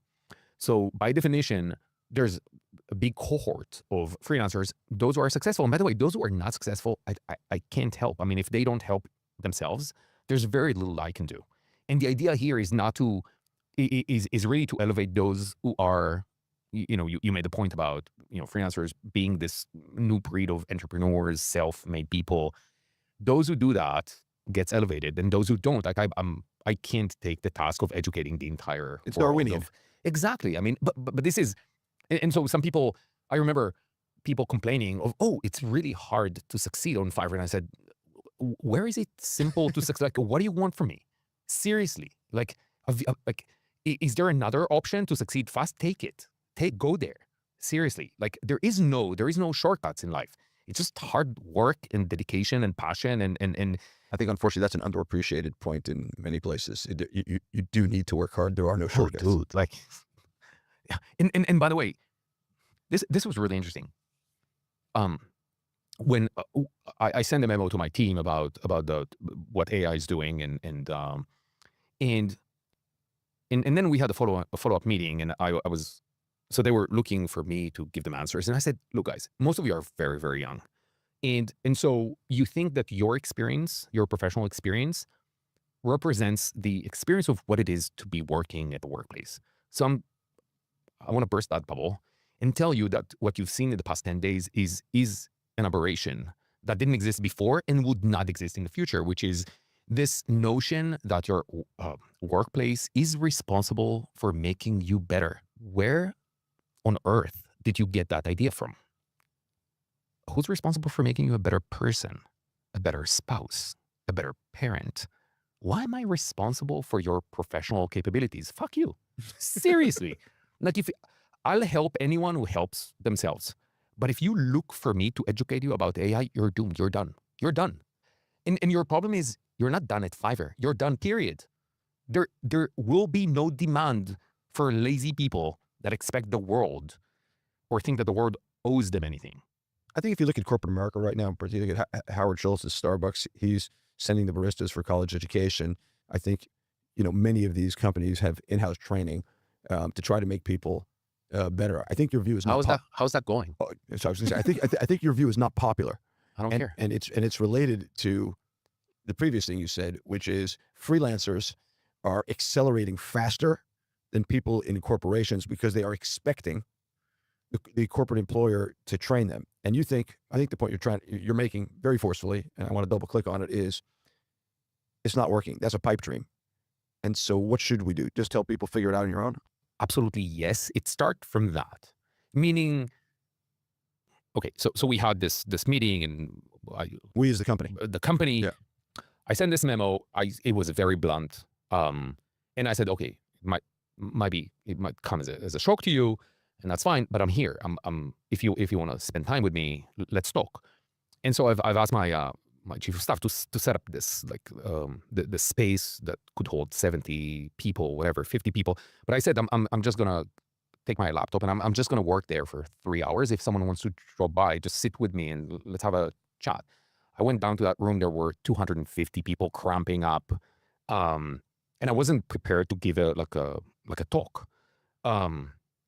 So we started having this discussion, and in one of the first questions, I said, okay, so we had a long weekend. It was one of the holidays, and it connected with the weekend. And I said, how many of you, because you've seen my memo like 10 days ago, how many of you spent one night of that very, very long weekend vibe coding, trying to figure out how to do like proper prompting, just using different, AI solutions?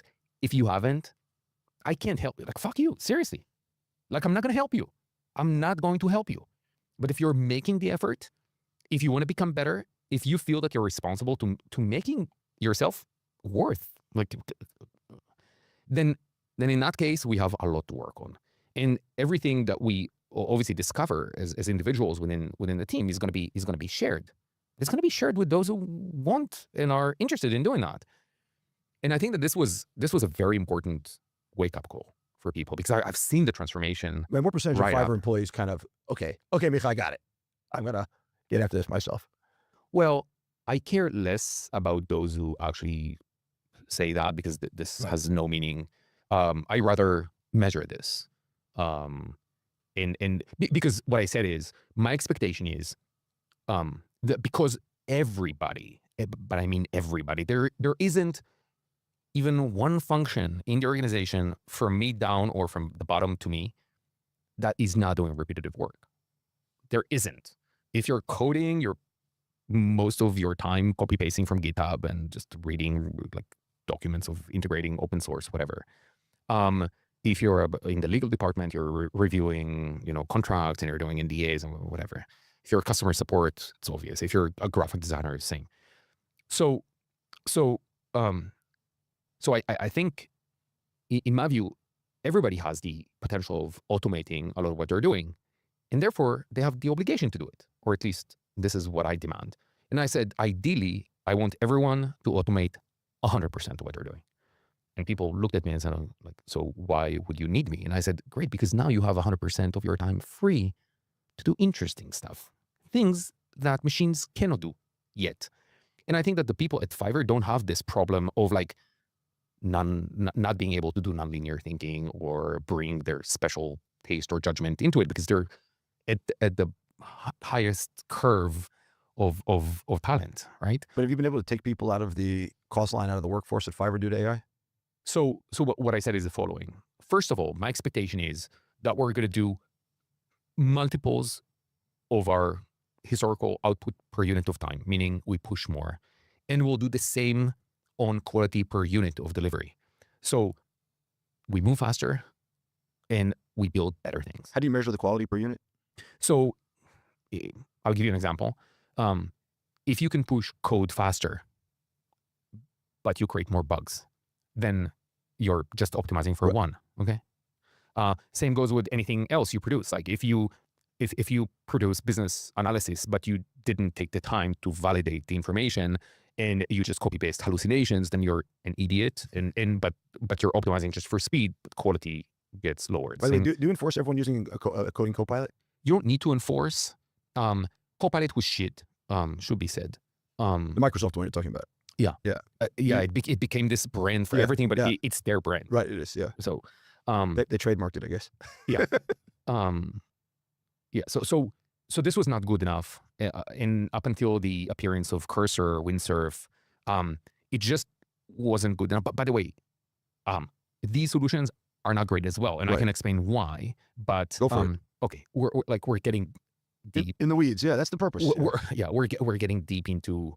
By the way, why generally speaking, AI, definitely LLMs, RAGs are actually producing poor quality work in general. So there's two reasons for this. One is the fact that they're designed to please.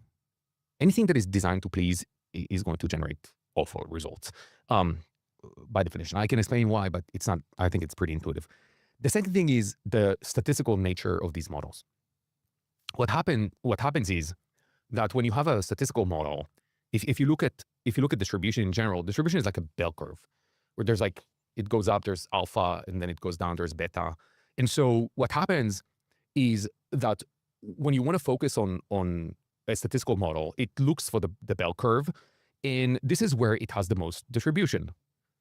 But here's the problem with this. Most knowledge and most information is shit. It's terrible, it's mediocre, it's average. If you look for outstanding results, outstanding ideas, they're probably right to the beta. All right.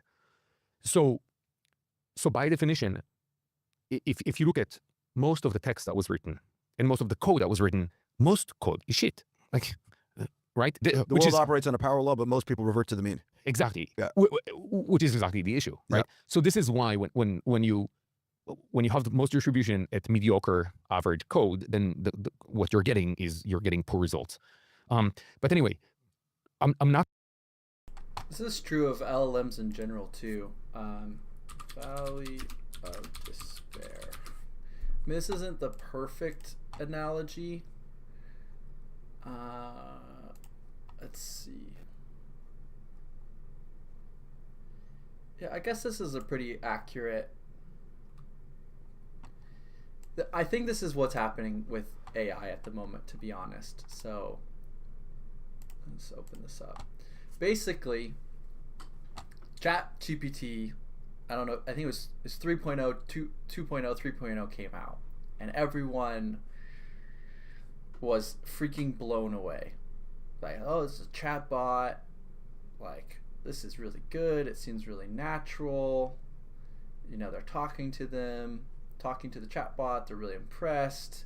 Everyone's like, oh my gosh, this is crazy. I think it's 2025. That was like 2022, 2023. Everyone starts building out all of this infrastructure because, like, this is the next big thing, you know. Everyone starts announcing.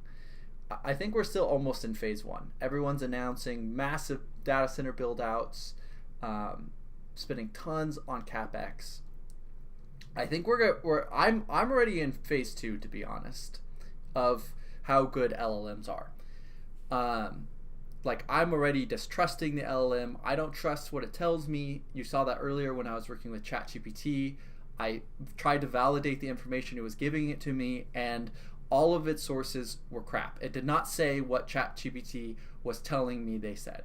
So I'm in this informed pessimism stage right now, maybe valley of despair, like somewhere in between stage 2 and stage 3 of like, I don't know, somewhere in this valley, maybe stage 4, where I do think it's going to get better. But I think most people, in terms of AI, are in phase 1. They have uninformed optimism on about how actually practical it's going to be. Like how much is it actually going to be changing all of our lives in the next, 2 to 5 years. I think I might be more in this informed optimism stage where it's like, it's an amazing breakthrough. It's accelerating faster and faster. But it, like he was saying, like the information isn't necessarily always that great. It's trained on all of the knowledge in the world for the most part, on the internet at least. And a lot of the information on the internet is shit information. So it hallucinates all the time. Agentic AI is very hard to set up for yourself. Obviously, more technical people than me can do it. So it's starting to automate some things. Humanoid robots, but they're not going to be here for 5 to 10 years in a serious way. I think it's going to take a little bit longer than most people think for AI to really fundamentally change a lot of things in our world. So, yeah. I think most people are still in this uninformed optimism stage. I think I kind of gone through these other stages where it's just like, this is shit. It tells me lies all the time. I don't trust AI at all. And now I'm starting to move to this informed optimism stage. And I think most people don't really understand that AI doesn't know what it's talking about. It lies to them all the time because it's trained on shit information. So yeah, I do think AI is going to change the world, but I think it's going to take a lot longer than most people are thinking, because I think a lot of people are optimistic about AI but uninformed about it. Or they're in phase 2 where they're just a pessimistic person in general. This isn't a perfect analogy. This isn't a perfect analogy for AI, but kind of gets the idea through of what I'm thinking about it. I think companies that are almost 100% dependent on AI build out are going to have a rude surprise in a couple of years when the consumer applications of AI weren't quite where everyone thought they were going to be yet, and we're going to have way too many data centers, and eventually we're going to need all those data centers. But I think it's just going to take longer for us to need all the data centers. Like right now we definitely need more data centers. Like literally ChatGPT is throttling, XAI is throttling usage. So it's just such a mixed bag. Like we definitely need more data centers now, but I have a feeling that we're going to overbuild data centers. Yeah, I just don't know how linearly demand is going to scale with usability, and I feel like people are probably using AI more than what it's actually useful for at the moment, because I was using LLMs a ton, and then I started to realize how often they hallucinate and tell me misinformation, wrong information, and they're just straight out lying. And I've pulled back on my usage of them a bit. They're great for rewriting things. They're great for, quick chats about pretty obvious things. Which is like, yeah, but their use cases is definitely less than I originally thought when I first started using them. Maybe I'm being too pessimistic, because I do think they're going to change everything. I guess what I'm sounding pessimistic. I'm not pessimistic on the technology. I'm pessimistic on the timeline that all of these hyperscalers are building infrastructure for.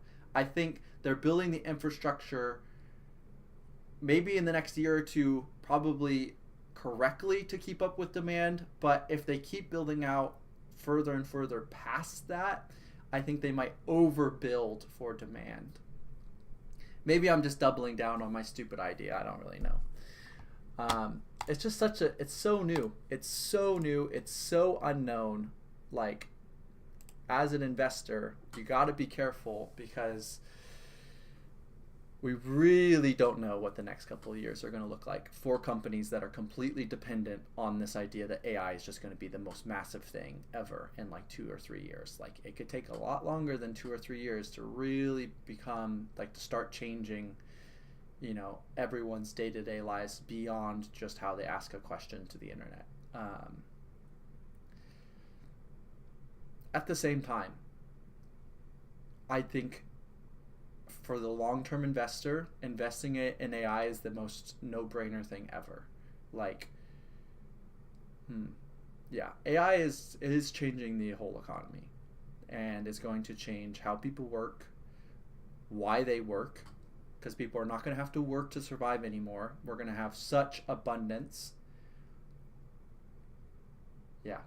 I don't know. I'm still wrestling with this idea in my head, obviously. I'm just thinking of like investments like SMCI and Micron Technology and Nvidia, where everyone's so bullish, and I just have a feeling that there's going to be a down cycle in demand for their products, and that's going to be catastrophic for their stock prices. So it's not that I'm bearish on AI. I'm super bullish and optimistic about AI. I guess what I'm really talking about right now is how I feel about like stocks like and companies like SMCI and Nvidia and stuff that are so reliant on one particular thing, which is the AI data center build out. And everyone is just thinking that that's going to continue forever. And I really haven't heard a good argument on why the AI data center build out is going to continue forever. I don't think the AI data center is going to continue to be built out forever.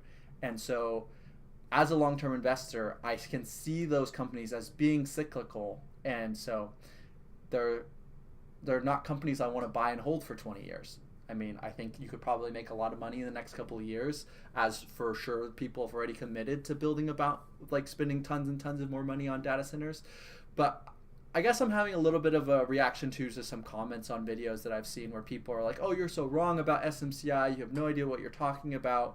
And the kind of vibe that I'm getting from them is that they think that SMCI and Micron and Nvidia are just going to go up forever. They're not going to go up forever. In the next 10 years, there's going to be some kind of pullback in the spend on data centers, and those stocks are going to crash. Maybe 20%, maybe 50%, maybe all the way up to 90%. I have no idea. But as a long-term investor, those are not companies I want to be invested in. I guess that's more what I'm trying to say. I'm going to be right back. I hope I wasn't muted that whole time. No, okay, good. I'll be right back.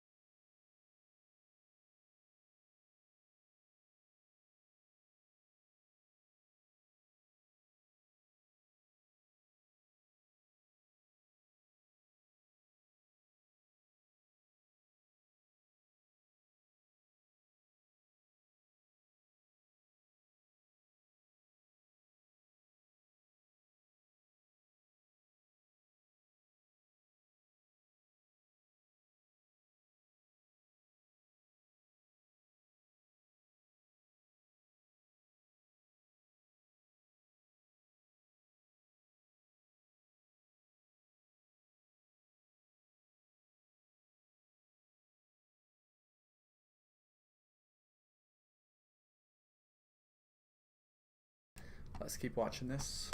Not forcing people to use it, but once it became something that people feel saves them time from doing the things that they don't like anyway, which is copy pasting from open source. They started using it widely. But the way I'm judging it is I'm looking at output. So again, multiple output per unit of time, better quality per unit of delivery. It's not that complex to measure. What have you automated in your job? What? And anything, Tell me, be anything specific. I can. Anything from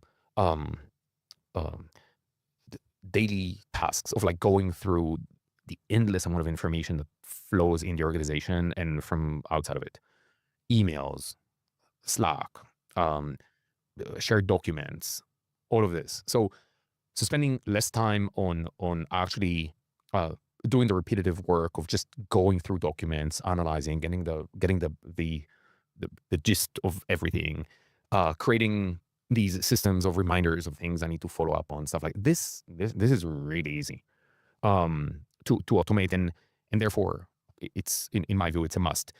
What I'm trying to do is I'm trying to spend more of my time thinking, because now you have more free time. I think that this allows you. But Do you really have more free time, or do you just fill it? Well, I know this is a side tangent again, but I want to talk about something Peter Lynch talked about in terms of like technology and investing in new technologies.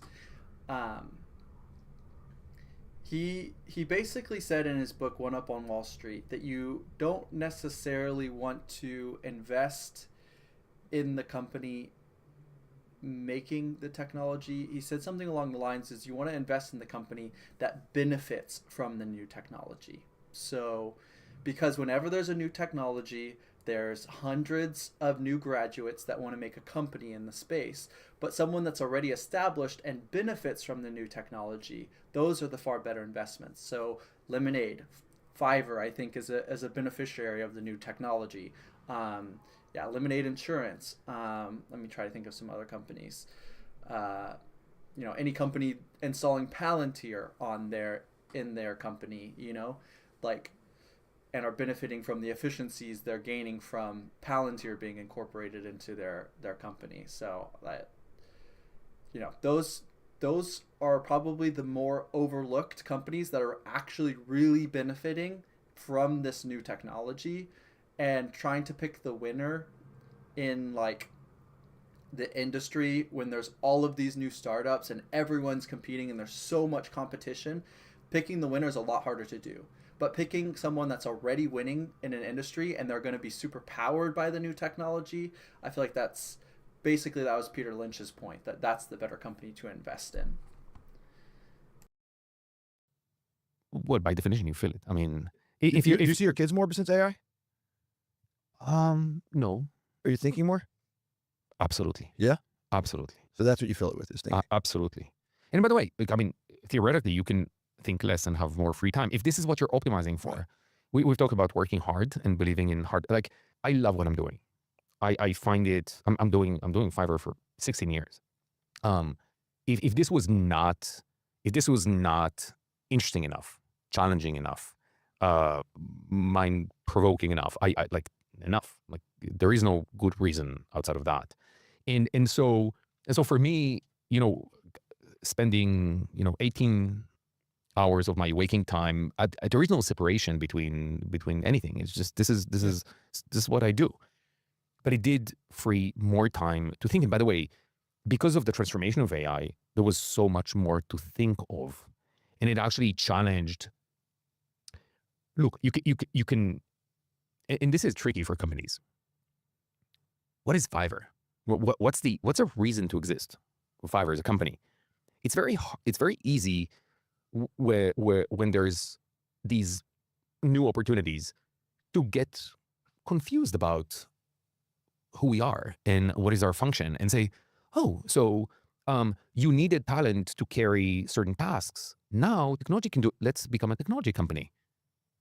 Let's create, these models, agents. Let's sell them. Let's do. It's very tempting for people that usually don't follow first principle thinking to get carried away with this. And you see this inside organizations, including Fiverr. You have these talks of like, maybe we should rethink the entire thing.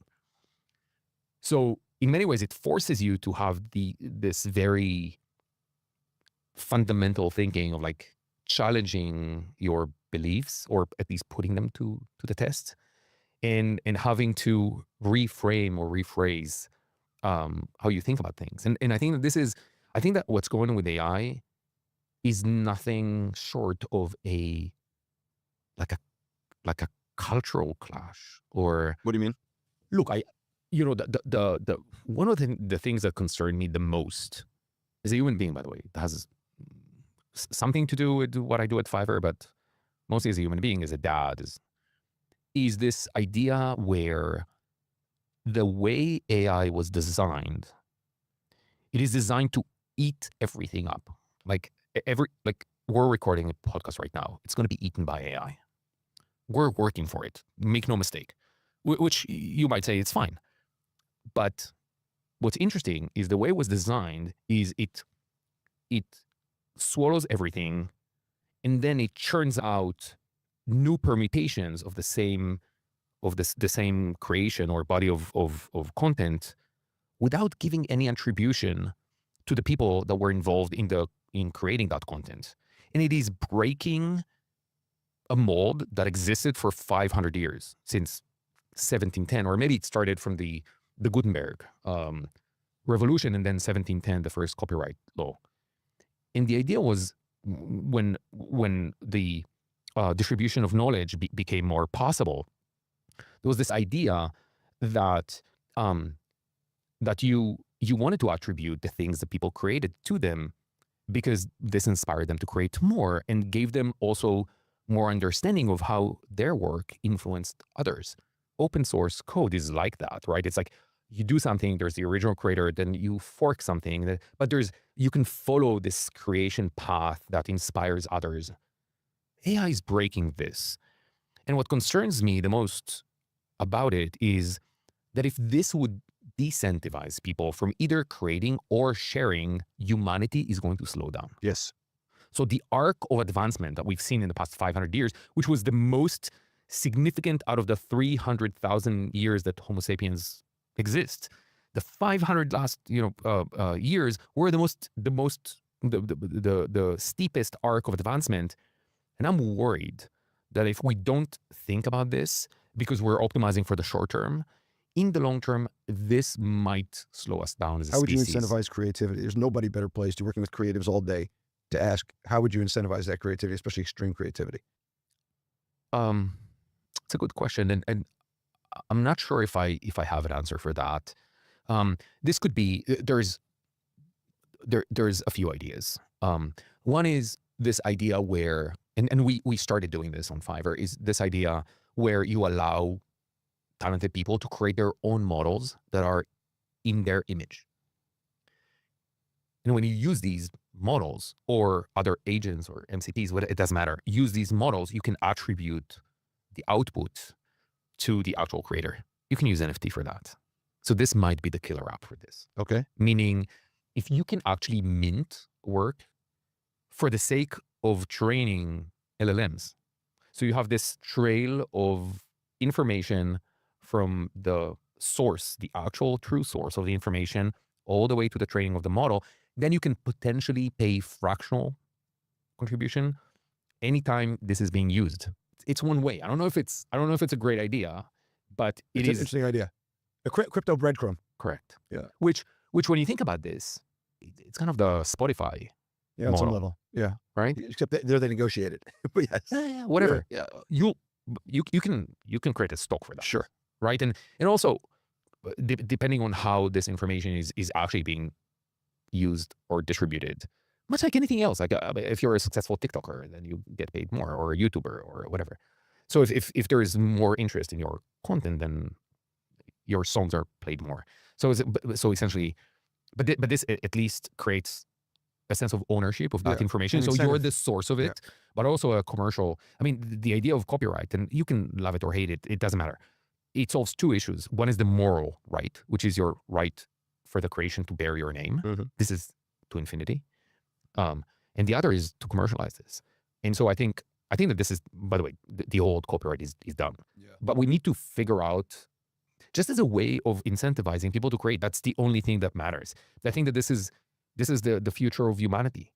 And And I think it's important because this is what brought us to where we are. And I don't want my kids to be in a world where people are not incentivized to share. They're just consuming, or they're not sharing stuff because they're afraid that this would, once you create and publish something, it has zero value immediately. I want to switch gears to the last 5 to 7 minutes of the podcast while we challenge anybody listening to come up with ideas to incentivize people to be more creative in the era of AI.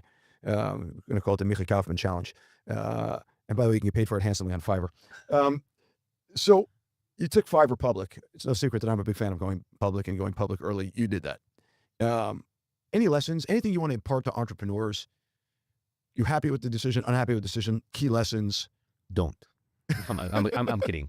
I mean, You're look, killing me, Micha. yeah, I'm obviously happy with the decision. And the reason why I'm happy is because I didn't take it private again, because it's doable.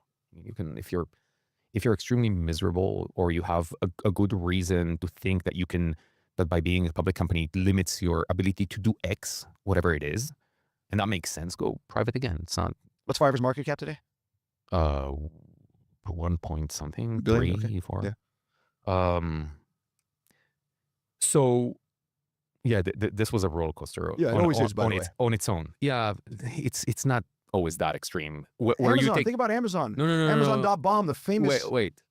Well, true. True. In our case, it was, when we took the company public, it was like $600 million. It went all the way up to 11.5 billion, and then went down to a billion something, which when you think about it, the difference between when we went public and today is the company's 5 times larger. It was 20% negative EBITDA. It's now positive 20%. It's printing money. It's printing, a ton of free cash flow. It's still, we're doing a Rule of 30, which is very few companies do it. And then we're getting massacred. I know, but oftentimes markets matter more than performance, and COVID did this, and zero. And none of that actually matters to me. Yeah, good. That's Good. my point. Yeah. So the point is, if you're short-term, don't go public. If you're not ready, if your business doesn't have steady trends, meaning it goes up and down a lot, you miss your projections a lot, don't go public. If you don't have a structure within your team where, and this was my definition, by the way, maybe it's a good thing, maybe it's not, but that's my flavor. When I decided that we're going to go public, I spent the year and a half or 2 years ahead of going public in running a public company, meaning that we've done the entire ceremony of being a public company as a private company to make sure that we oil the machine, we figure out how to upgrade it, which components to replace. But one of the very important things for me was, and this was my definition for I replaced most of my senior management, not because I didn't like the people or because they weren't great. I loved each and every one of them, but they weren't the right people for a public company, and definitely not for the 5 or 10 years of a public company. And when I assembled the management team, I said, your role is to make sure that I spend the vast majority of my time in the future and not in the present. Right? Has being public made you a better CEO? Oh, fuck yes. Come on. Of course. How? It's not just yes. There are things that have actually, there's these pitfalls. The most successful companies go through this really bad phase after going public, because it changes your daily routines and it changes the dynamics within the team, and there's all kinds of things to deal with, and all of a sudden you wake up. Usually that happens a couple of years afterwards, and I've seen this from other people I know, like Brian Chasky. He's been talking about this a lot, and there's other CEOs, or like you're losing your entrepreneurial, vibe and focus. And you know what's interesting about that, by the way? I asked a couple of your early investors, Jonathan Colbert and Adam Fisher, what question I should ask you, and they both asked about what it's like to manage employee expectations about running a public company and how you handle kind of the ups and downs of being a public company. So what I've done, at the big, as we were gearing up to go public, I did a town hall with the entire team, and I gave them a presentation. And in that presentation, I showed a number of stock graphs, and they were like going all over the place. And I said, can you guess which company that is? Or I saw a lot of stock like going crazy down And I said, so which company is this one? And at the end, I started revealing these companies, these stock. But the idea was that I started also zooming out from a quarter basis to a yearly basis to a 5-year basis to a 10 or 20 years. And I said, okay, so this is Amazon, this is Microsoft, this is if you look at the very narrow lens, you're going to see something that looks stochastic. It looks all over the place. It's terrible. But if you continue to be very focused on creating value over time and doing the right things and not confusing yourself for your true reason to exist as a business and all of this, the machine is going to sort itself out over time as you build, which is why if you have a long-term view, then this should be easier.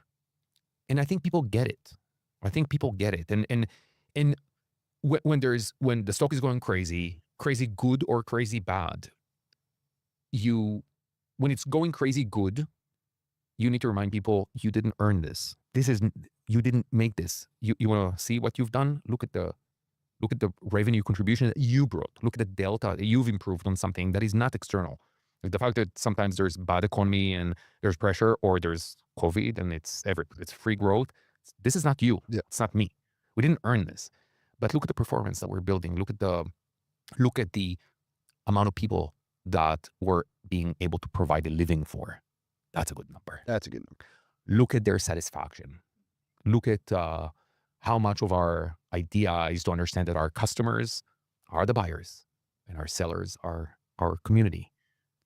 Do we follow through on that? Do we don't lose track? Do we continue creating tremendous, value for both? If we're doing this, the stock is going to sort itself out. If you have the patience, if you don't, I don't care. Like, enjoy your ride and go to another company. It's fine as well. 3 short questions to finish. All right. Just over the last week or two, this guy Maor Shlomo from Base 44 sold his company to Wix. Nir Zohar, who is the president of Wix, is also a board member at Fiverr. Correct. Is this a new way to build a company, or is this an aberration? I think it was $80 million you sold it for to Wix? Yeah. I essentially. Was $80 million you sold it for to Wix? Correct. This company to Wix. Near a week or two, this guy Maor Shlomo from Base 44 sold his company to Wix. Nir Zohar, who is the president of Wix, is also a board member. I thought he was saying that this is one of this guy's previous companies, but never mind. Fiverr. Correct. Is this a new way to build a company, or is this an aberration? I think it was $80 million you sold it for to Wix? Yeah. I essentially, when you think about the deal itself, it's everything is multiples. And the way to measure if these multiples actually make sense is their long-term contribution. Sure. So if you ask me, I think that this was a brilliant deal, and it was because it's at the very, very, very core of what Wix is as a company. And if this is, and it is, a shortcut to getting into vibe coding, awesome. And Wix is an incredibly profitable company. It's generating a ton of free cash flow, and for them, it's not a big deal. And I think the upside is amazing, and Mo is amazing. And like, it's an aberration, but a good aberration. It makes sense for them. Here's the thing, and this is really important for people to understand. AI is creating an illusion for most people because it makes us better. It makes us more productive. And you think that you're gaining the superpowers as a human being, and it makes you more confident and you can do more stuff. Yes, but it's giving the same power to everyone else, which means that it doesn't give any power to anyone, which means that the entire thing is just bringing all of us, raising the floor. Exactly. Which the illusion that this would make you better is exactly that. It's an illusion. So essentially, when you think about what's happening right now, because we're in this intermediate period with AI, it's very hard to extrapolate anything from now. I agree. Because we're kind of, it's happening too fast. We don't know what to think about it. I think about, incentivizing people to create. Most people don't give a shit. Like, whatever, it does things for me for free. I love it, whatever. So, but the thing is that in these periods of time where these transformations happen, one of the only advantages that businesses have is speed. Vibe coding, great. Base 44, amazing. Lovable, amazing. Bolt, amazing. Figma, amazing. Microsoft hasn't entered yet. Wait for it. So each one has their 5 minutes of glory before there's going to be another cool thing. But these 5 minutes matter. So I actually think so. If you think about Wix and Base 44, timing, yes, go for it, because buying those 5 minutes is important. And for a company like Wix, that this is rooted in their very core reason to exist, it's a must, because they have, I mean, the faster you can play, the more secure your business position is going to be. What's it been like leading a global company when your country's at war? I think running the company. What's up, Emil? Saying free cash flow margins is the same as SBC. You talking about SBC Medical Group's holdings? Interested to hear what you mean.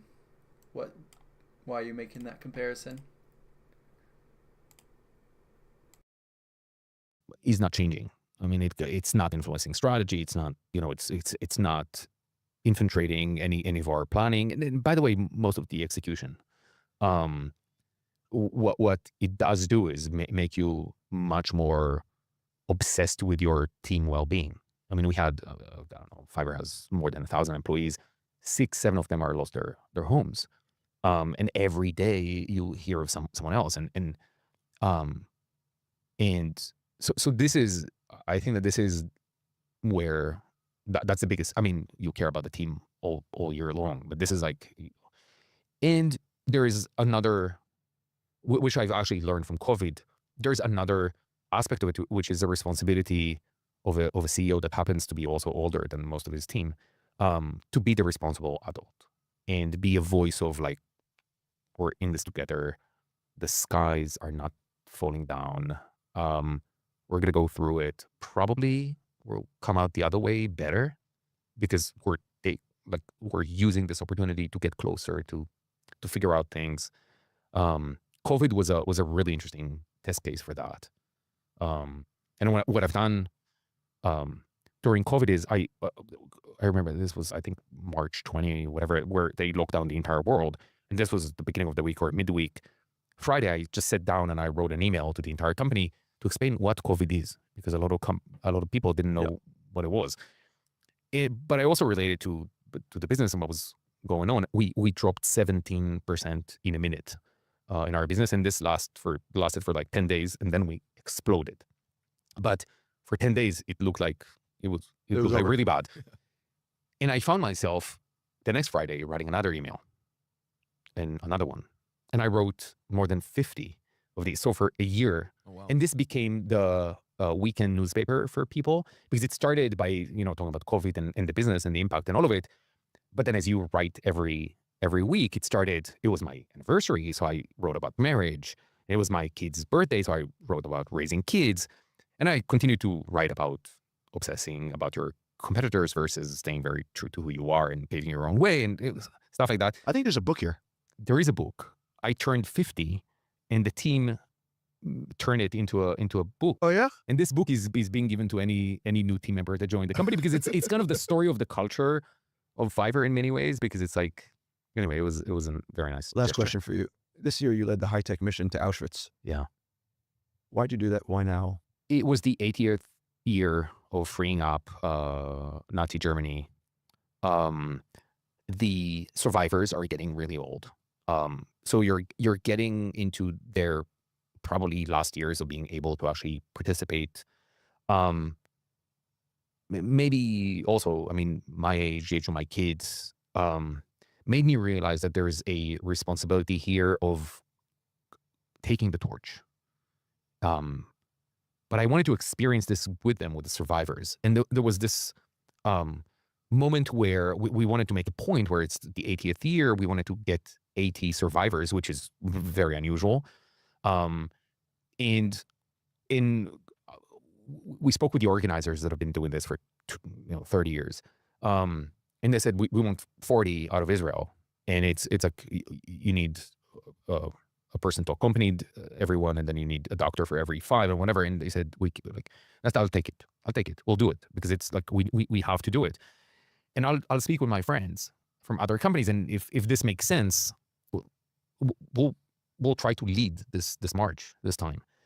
And so this was kind of the idea. And we've been doing, I've been doing a lot of work with Holocaust survivors through a philanthropic fund that I started 7 years ago. So this was dear to me. No relation in my family to Nazi Germany. And we decided to take also people from survivors from October 7th with us, and just do this march. This was a life-changing event for me. Like I remember I went there with my wife. We came back, and we couldn't wind down. It was like for 5 days afterwards, I couldn't talk or do anything that was not around the story of what we've experienced there. And I told them, because we had this terrible rain, a rain that never happened in 37 years of the march. And we got like everybody. We were like, we had water in our shoes. And I said, we're doing it again next year.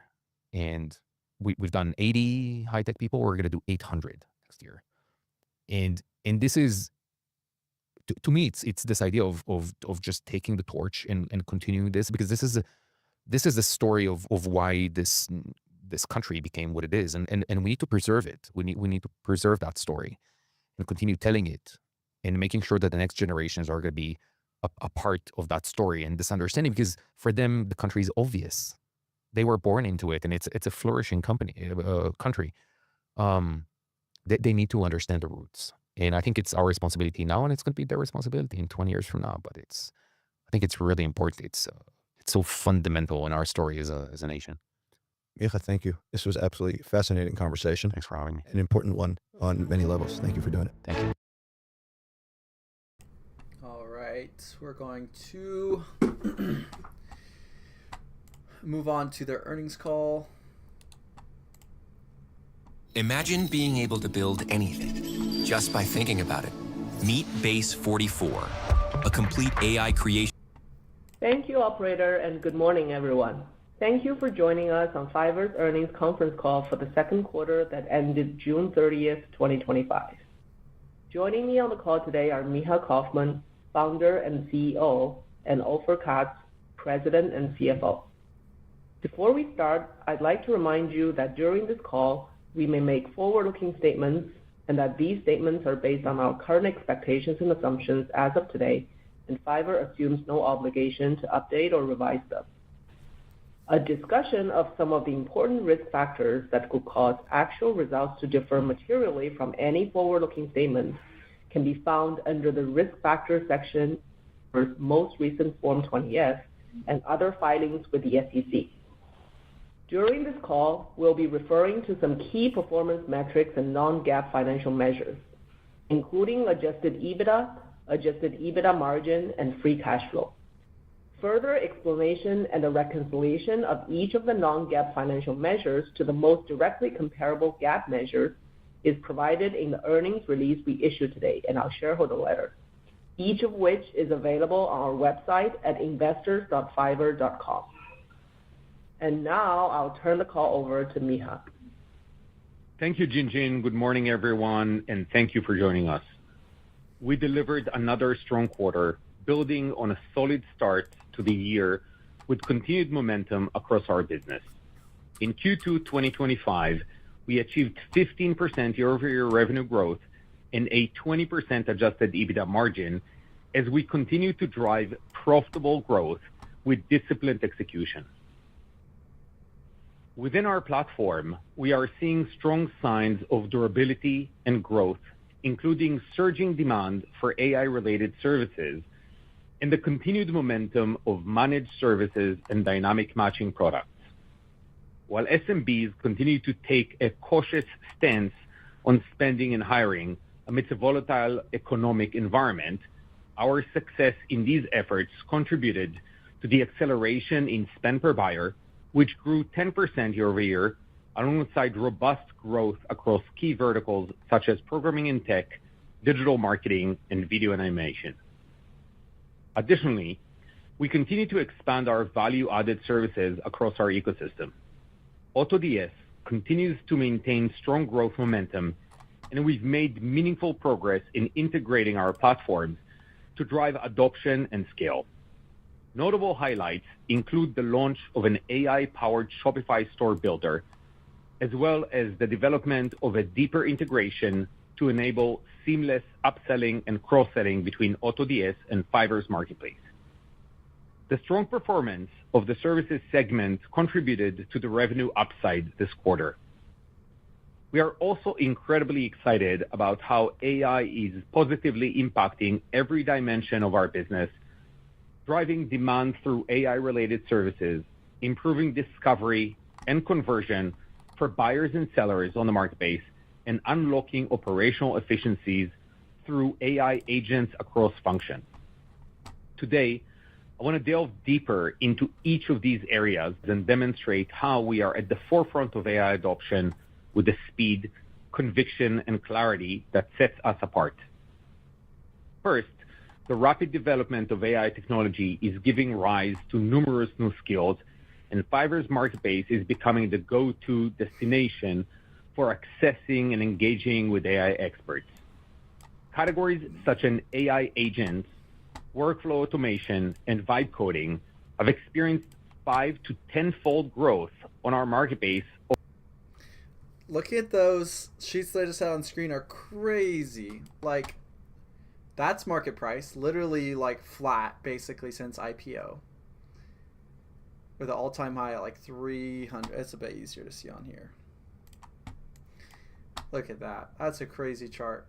Literally like 30 something 50, 3150 IPO. Literally trading at 2206 right now, 2208. All-time high 323. It's like 15 times more than what it's at right now, the all-time high. So that's the stock price chart, literally flat. This is the revenue chart. Just growing, recently accelerating over the last 5 quarters, accelerating revenue growth. So stock price is flat, accelerating revenue growth, accelerating earnings. I mean, it's a little bit choppy, I guess, but yeah. And free cash flow is pretty steady, but one of the cheapest price to free cash flow flows in its history. Like, actually insane. And honestly, the marketplace is probably just going to get bigger and bigger as what they're talking about now. Vibe coders are growing. More people are going to lose their traditional jobs, and they're going to want to work in the gig economy. I think the gig economy is still growing. I already have a buy order in for this, so I'm definitely... I wanted to do my due diligence before the buy order went through, so I'm definitely going to let that buy order go through. I think it's for 200 shares or something. Let's see. Buy order is for 200 shares of Fiverr. So I'm not currently a shareholder, but I'm very happy to say I'm about to be a shareholder of this company.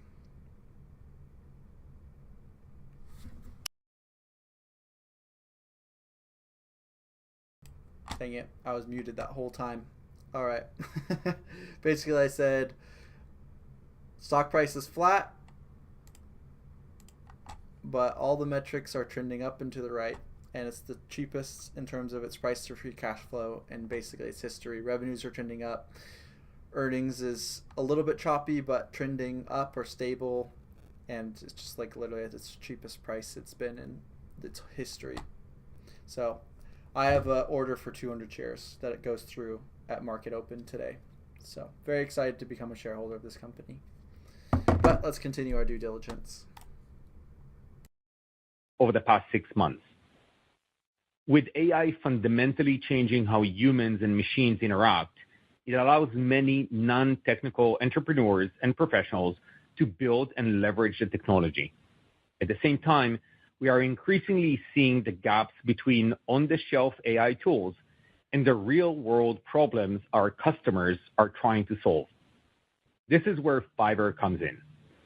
Freelancers on our platform are filling the critical first and last mile gaps for our customers.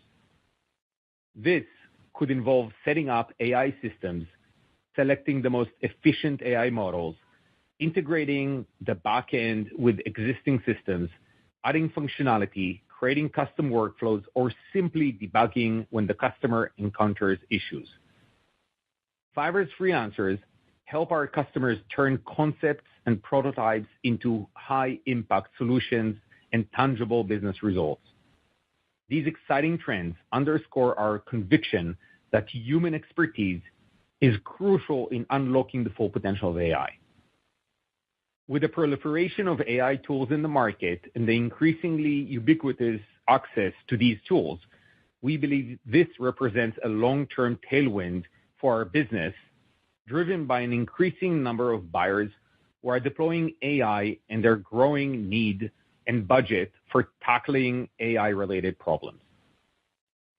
That's why we are not only expanding our catalog to meet this demand, but also exploring ways to embed Fiverr's talent network and transaction infrastructure directly into AI-driven workflows. These efforts include several ongoing strategic partnership discussions, the development of a targeted fulfillment capabilities, and laying the technical foundations to build scalable AI powered by experts. Our goal is simple. Fiverr freelancers are addressing critical challenges for businesses adopting AI, and we must strive to meet customers where they are and build an integrated experience that makes it seamless for them to leverage our platform. Second, we are shipping at an incredible pace so that we can leverage AI to strengthen our marketplace flywheel. Every transaction in our marketplace involves three core participants: the buyer, the seller, and the platform. Our vision is to create an intelligent, agentic experience for each. 2 years ago, Fiverr launched Neo, the first of its kind AI matching agent for buyers in a marketplace environment. Since then, Neo has evolved into a powerful AI engine that drives underlying KYC and matching across all of our. Yeah, we definitely have to add that to our bull case.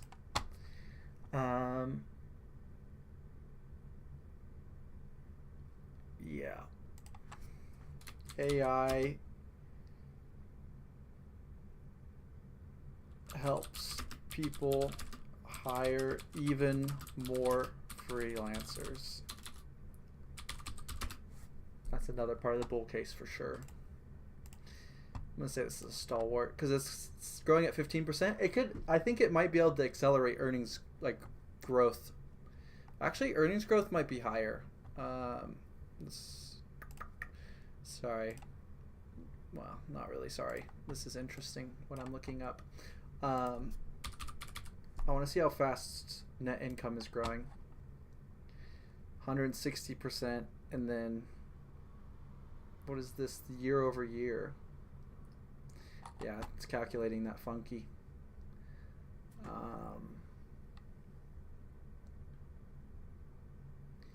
That's such a weird quarter. They're just randomly super profitable this quarter.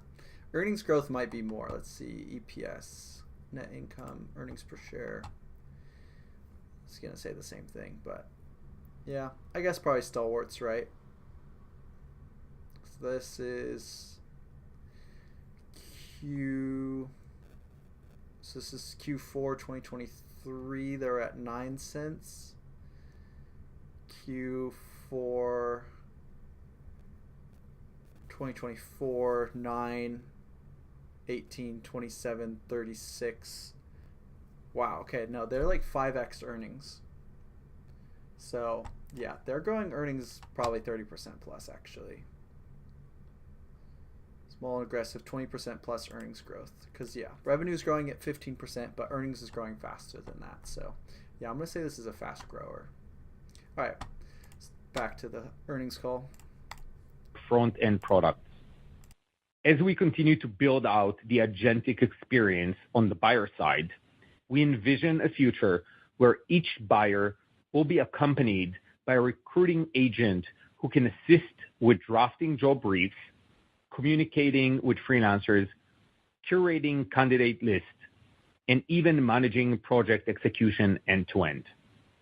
This is the beginning of a searchless vision for the future, at least in the traditional keyword-based sense of search, that makes room for more expressive and nuanced way to address customer needs. One that unleashes the power of the multiple solutions Fiverr has built on the platform to tackle any project, from simple tasks to the most complex ones imagined that requires multitask and multi-talent orchestration and assembly. On the seller side, we introduced Fiverr Go earlier this year, an AI assistant designed to help freelancers with project discovery, client engagement, and creative ideation.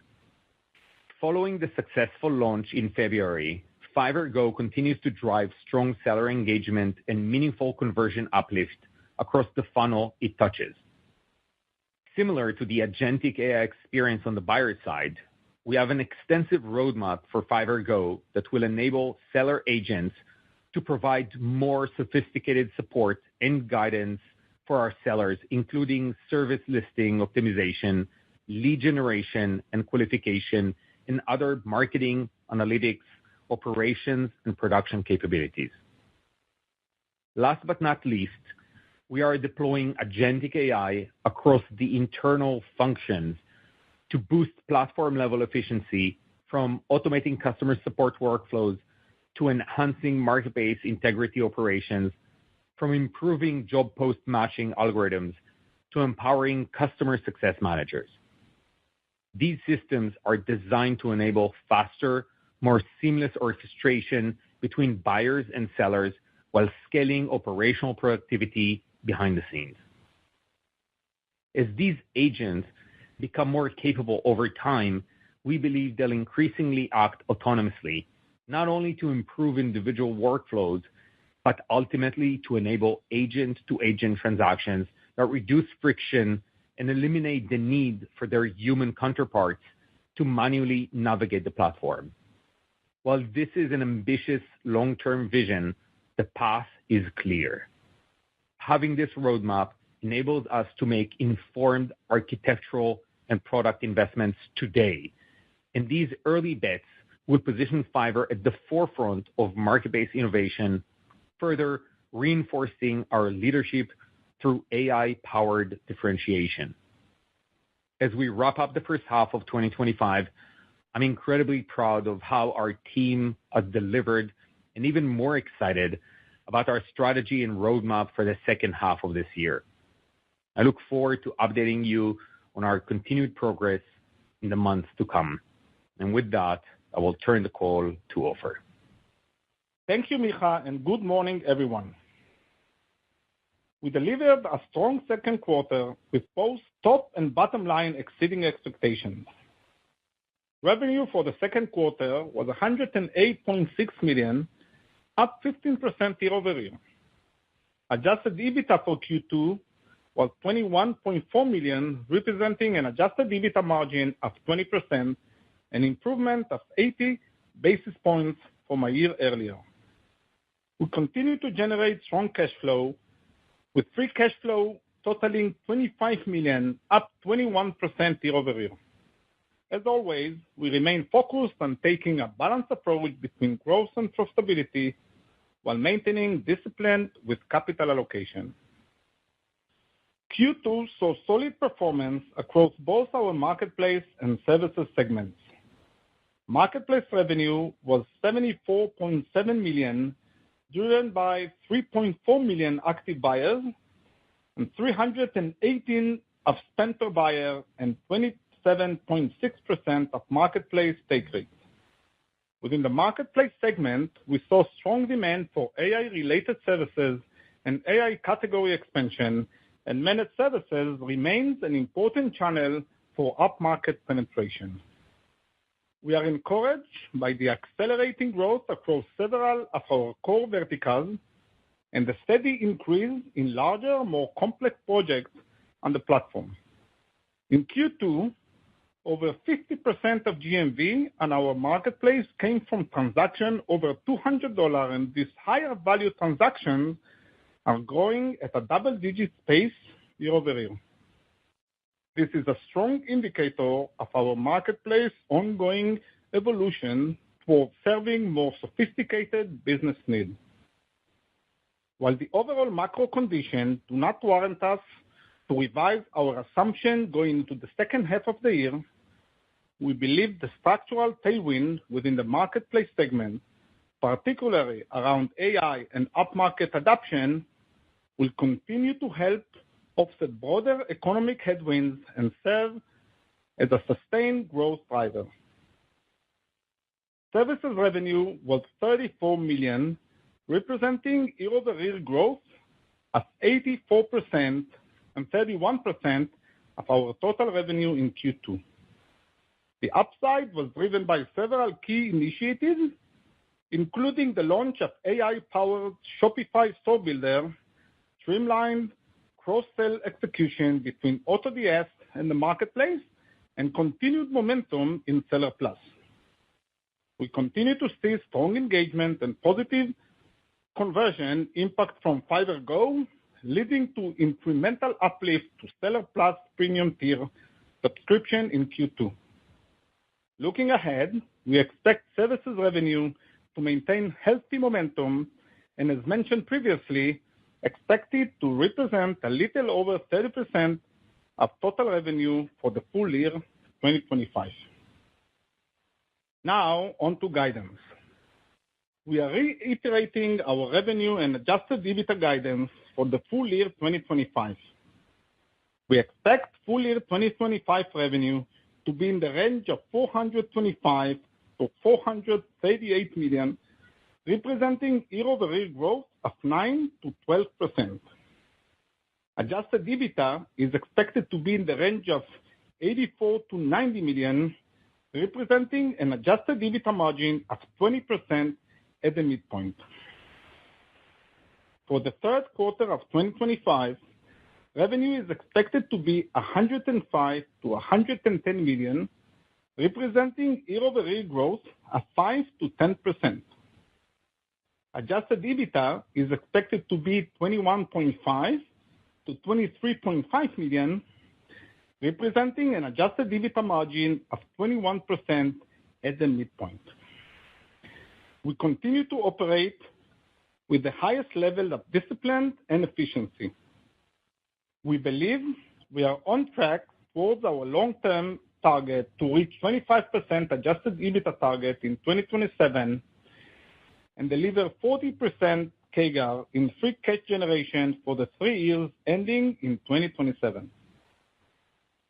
To close, we continue to execute on the goals and roadmap we set at the beginning of the year and are looking forward to the second half as we remain well-positioned to capture the enormous opportunity ahead of us.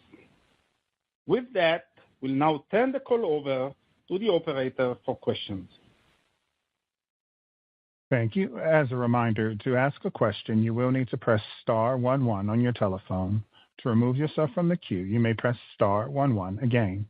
Please stand by while we compile the Q&A roster. Our first question comes from the line of Eric Sheridan of Goldman Sachs. Please go ahead, Eric. Thanks so much for taking the question, and thanks for all the detailed information, guys. When you think about services revenue growth building and momentum deeper into the second half of this year, but more on a multi-year view, what do you guys see as some of the key investments you need to make to sort of unlock continued scaling of that service revenue? And maybe honing in a little bit on Seller Plus. Understood the goal you have around getting to a certain rate of penetration, but how do we think about maybe over the longer term where that can go in terms of a percentage of the mix? Thanks so much. Good morning, Eric. Thanks for the questions. So for the services, we expect services revenue to continue growing at a healthy double-digit rate exiting this year, after we lap both Fiverr Ads and AutoDS acquisition in Q4. And we believe that services still have a long growth runway ahead of us as we continue to expand value-added services to productivity, financial, and other adjacent tools for our freelancers. In addition, we're seeing opportunities to drive synergies between AutoDS and Fiverr. And as we mentioned this quarter, we unlocked some nice Shopify affiliates revenue through the new AI-powered Shopify store builder tool. And we believe that services will continue to be a growth catalyst for our overall revenue growth. As to Seller Plus, it continues to expand value-added services to drive adoption among a wider range of audience. But Go is an example of that, and we keep adding tools, and the audience of Seller Plus is growing as they see this as a net positive contributor to the growth of their business.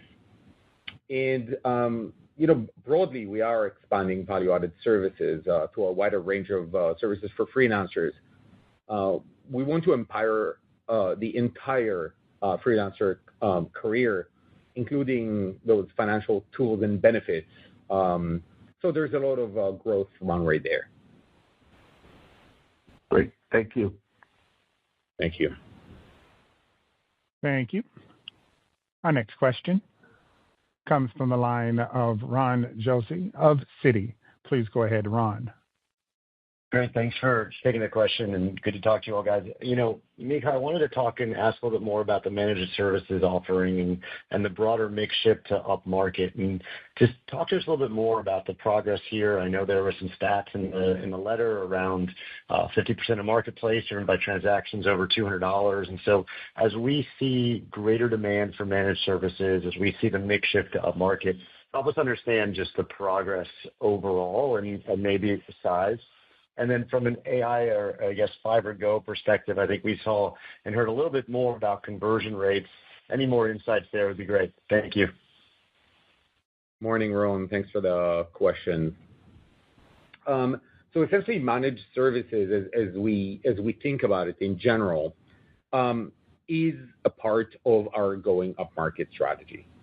And as we said time and time again, this is it. I mean, you can think about the history of the company, a company that started from services of $5, and now more than half of our business is coming from transactions of over $200, which is incredible.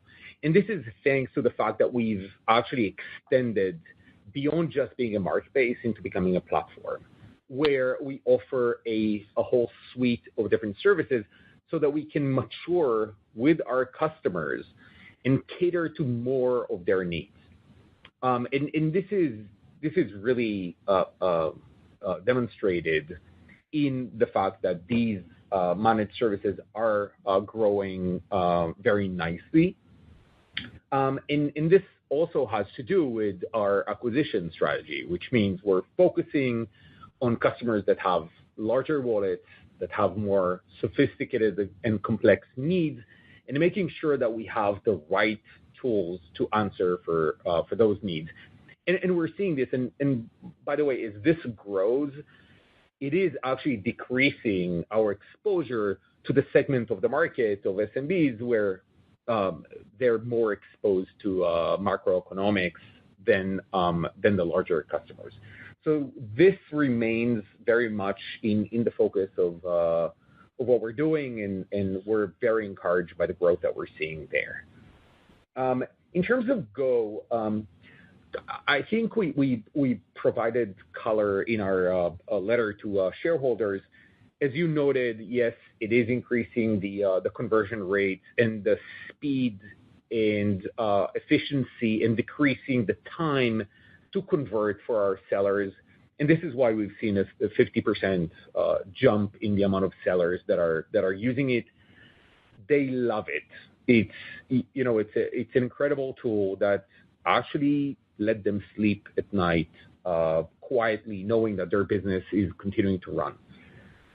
In addition, the way we're thinking about this, and this is a part of our entire agentic vision for the company, what we're doing is we're building sophisticated tools that allow them to not just deal with communication, but actually smart AI that will allow them to optimize their offerings and actually take actions for them to make sure that they get the best exposure and they maximize their potential for deal flow.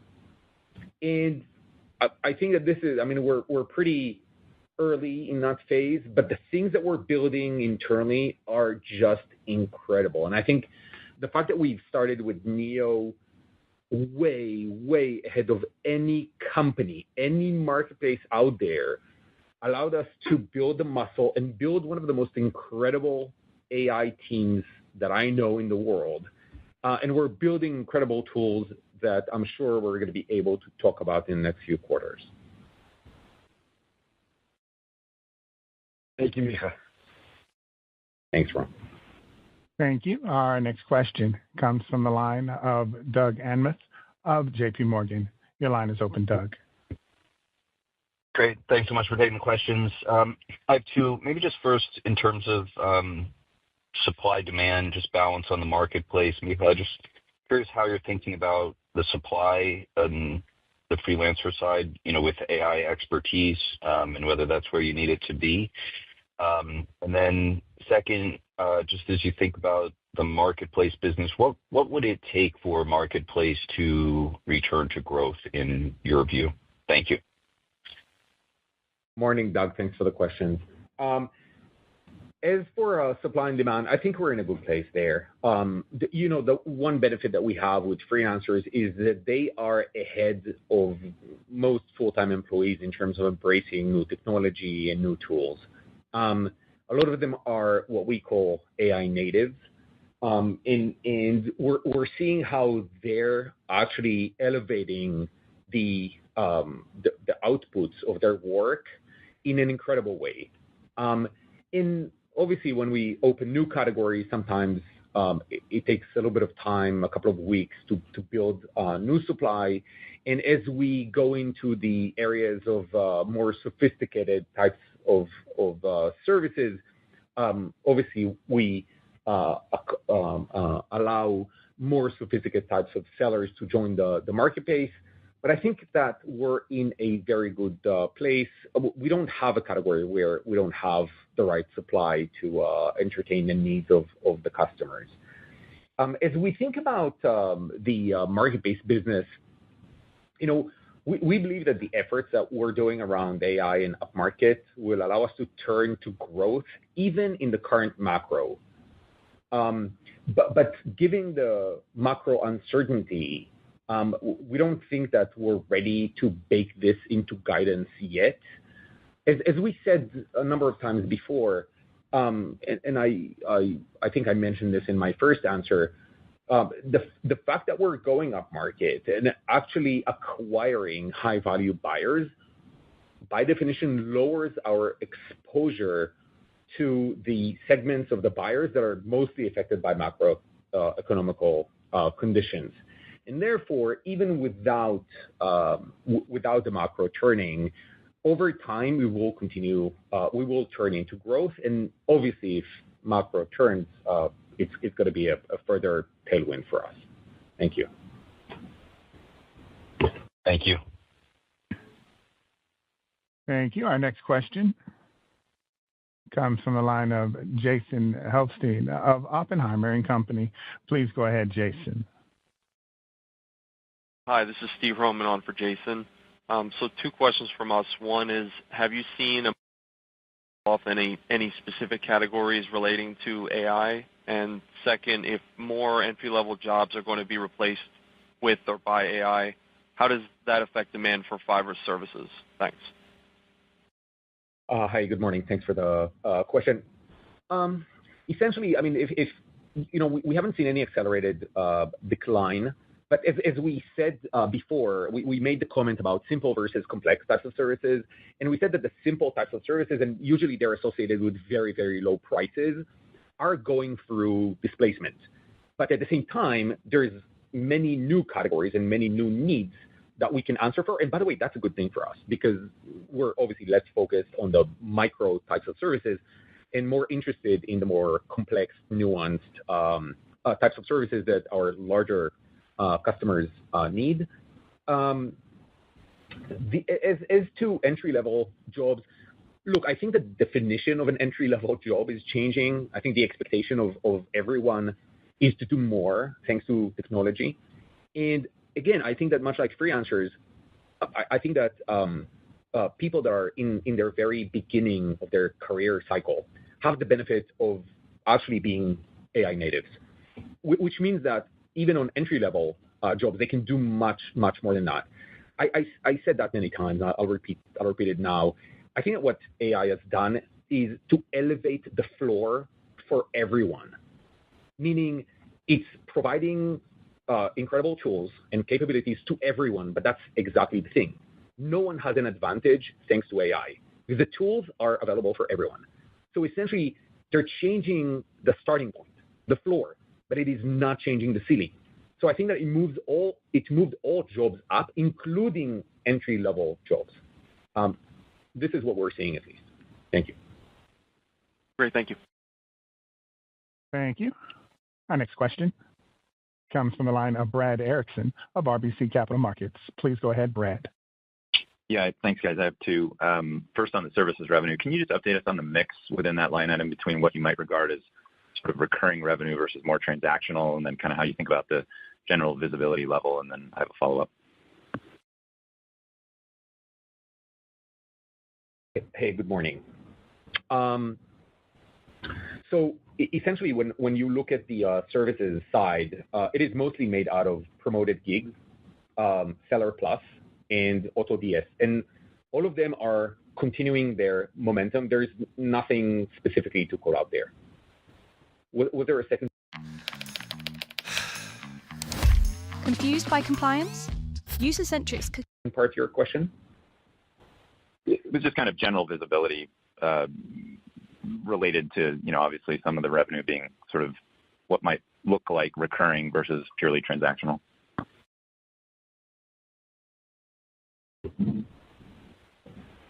I think that, to give some more color, so I think promoted gigs, is not recurring by design. But it's pretty much ongoing, and we see a very high retention of sellers who are using this product. It's aligned with the GMV on one hand, but it has more room to expand as we have more inventory that hasn't been utilized yet. And I think one territory that we haven't expanded to in terms of promoted gigs is the Fiverr Pro environment, which is growing faster than the marketplace. So I think that, but this is one example. Then on the Seller Plus is subscription by design. This is the offering. There are multi-tier, there are a few tiers of offering for different services being offered and packaged. And as time goes, we expand those offerings, adding more capabilities and opening more tiers. So I think on the Seller Plus as well, it has the room for us to offer more services and to charge accordingly, and then also to expand in terms of the target audience, approaching sellers that were not entitled for the program before, and offering them a different class or different type of tool to improve their business. And lastly, AutoDS is a subscription, is being growing nicely and contribute more than expected on the second quarter. And we see this business building up nicely as we just finalized the integration with Fiverr ecosystem. We see that building nicely. Looking forward, I don't think we break down each and any of those to line item, but this is I hope more color and visibility to this line of revenue. Yeah, it is very helpful color. Thanks. And then just second one, maybe following on to a few of the questions around marketplace growth. You've talked for a while about this whole mix shift between complex services and simple services. I guess, do you feel like you have visibility to when that mix shift might become a tailwind? I know you just said you're not ready to guide to that because of macro. So I guess the question is, do we need to see macro ultimately improve? Or do we reach a point maybe at some point soon where that mix shift is enough to push the marketplace back to growth? How to think about that? Thanks. Yeah, thank you. Look, I said it before, we don't know exactly when this is going to be the case, given the volatility of the market. That said, we do believe that by going up market and enjoying the tailwind that AI is giving us, over time, this is going to bring us back into growth on the marketplace side, even without macro economy taking a turn. Got it. Thanks. Thank you.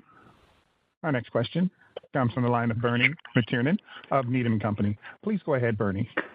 Great. Thanks for taking the question. Just one for me. Micha, just follow up with one of the comments you made in your prepared remarks that you were in discussion with several companies on potential partnerships on AI. Just wanted to, I know it's too early to announce what those are, but what could those partnerships actually look like? Either the technology being better put into your marketplace, or Fiverr's marketplace being on like other AI platforms. Just how we should think about those partnerships potentially playing out. Hey, Bernie. Thanks for the question. Look, what I refer to is what we call internally scaled AI using experts. Essentially, what we're seeing with technology is we're seeing technology allowing everyone to take a pretty meaningful step forward.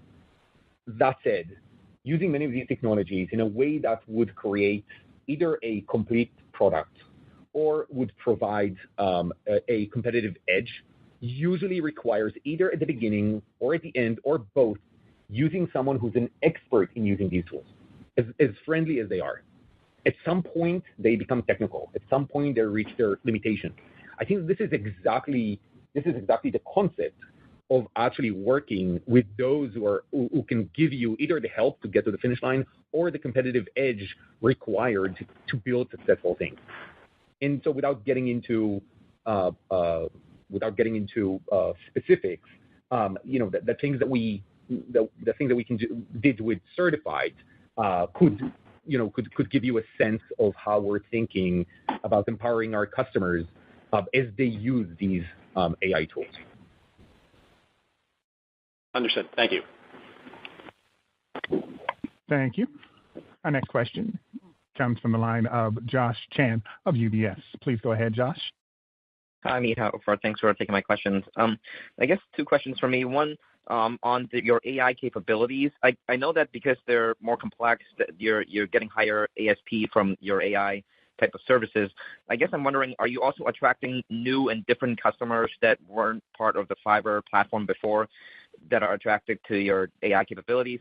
And then I guess my second question is on the margin front. As you think about the path to targets, how dependent on GMV improvement will your margin trajectory be? Thank you. Morning, Josh. Thanks for the question. The answer for your first question is yes. Given the fact that it's more complex types of projects, it allows us to actually get the types of customers that we're very much focused on, which are customers that are able to actually pay and fund these types of expertise. And again, having these experts on our platform is something that we've been working on for a while, and it's definitely paying off. We called out the positive and accelerated growth around programming and tech, and video and animation verticals as an example. And obviously, we're seeing that also accelerating our growth in the spend per buyer in a very nice way, actually putting us in a great position where I don't think that there's any company in our space that delivers the performance at our level with double-digit growth and a 20% EBITDA. And so investing in these areas allows us to deliver one of the best performing businesses in our space. Yeah, and the second part on the margin and dependent on GMV improvements, I think we have a 2027 margin, long-term margin that we are committed to, 25%. And I think, as you can see, we are moving there step by step and have a full confidence with the ability to deliver on the margin improvement. And this is taking into consideration multiple scenarios after GMV growth or GMV flat. So I don't think there is a dependency. We have the flexibility, but also the confidence, the ability to deliver despite different scenarios. That's great. Thank you for the call and the time. Thank you. Thank you. Our next question comes from the line of Matt Condon of Citizens. Please go ahead, Matt. Thank you so much for taking my questions. My first one is just on marketplace revenue in the quarter. It looks like trends on a year-over-year basis deteriorated in the second quarter, and that's just in the backdrop of a stable macro environment and the AI tailwinds that you guys are seeing. Can you just elaborate just on what you're seeing, I guess, real time, if there's anything to call out there? And then my second question is just on marketing spend, specifically as you guys move up market. Are you seeing any changes in your return on marketing spend or any changes in your TROI framework, specifically as you move up market? Thank you so much. Yeah, so I think the answer for both questions is that the quarter behaved as expected. I think we have committed to marketplace being flat, maybe a low single-digit decline, and that's exactly where we are. And honestly, I think that as we look to the second half of the year, we anticipate or predict a similar trend. And as for the marketing trend, I mean, you can track, and we provide the ROI data and return. I think that those fall into the expectation without much exception.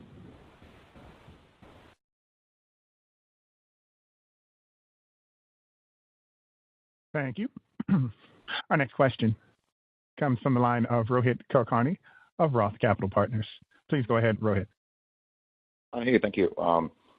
One question on you've mentioned a few times AI agents, workflow automation in the letter. Maybe talk about what you're seeing from a demand standpoint, what types of customers or what types of use cases you feel Fiverr is well positioned to address the demand in AI agents and robotic process automation, workflow automation in a new AI world. And then just on this, based on our calculation, I think GMV seems to have accelerated almost 3 or 4 quarters in a row. Perhaps talk about what your assumptions are heading into second half as the guidance seems to be unchanged, but just talk through how you feel the sustainability of GMV acceleration, although from a -1% to +2%, but that's still encouraging in my opinion. Thanks. Hey, morning, Rohit. Thanks for the questions. I'll start with the first one. Look, AI-related services are booming, and the demand is surging, especially around AI agents, workflow automation, and vibe coding. As an example, AI agent, 35% growth quarter-over-quarter, 10x growth in the last 6 months. Workflow automation and vibe coding growing 10x in the last 6 months. As customers are using services like Make.com or Go High Level to create those workflows. AI development, 137% growth year-over-year. Mobile app, 47% year-over-year. AI consulting, 37% year-over-year. And also, we're seeing some peripheral categories that are benefiting from it, such as data governance and protection with 58% growth. In crowdfunding with 51% growth, where AI is now driving millions of startups.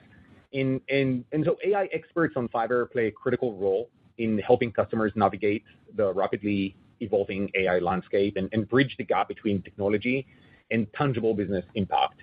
So we're excited about this. We think that this is just the beginning, and we're going to see a lot of more categories that are going to be affected as a result of it and experience accelerated growth. I think on the second part of the question, what we are seeing is a really stable macro. We don't interrupt, small deceleration or acceleration as a trend. And I think this takes us to the assumption on the second half of the year, which is a reiteration of what we said at the beginning of the year. We don't think, unless something materially change on the macro environment, we think that it's going to be stable, between flat, and maybe slightly one-digit decrease in GMV. But that's what we anticipate to the second half of the year. Thank you. Great. Thank you both. Thank you. I would now like to turn the conference back to Micha Kaufman for closing remarks. Sir? Thank you, Latif, for moderating the call today, and to everyone who dialed in this morning. I look forward to speaking to all of you very soon. Have a great day. Looking for an easier way to get that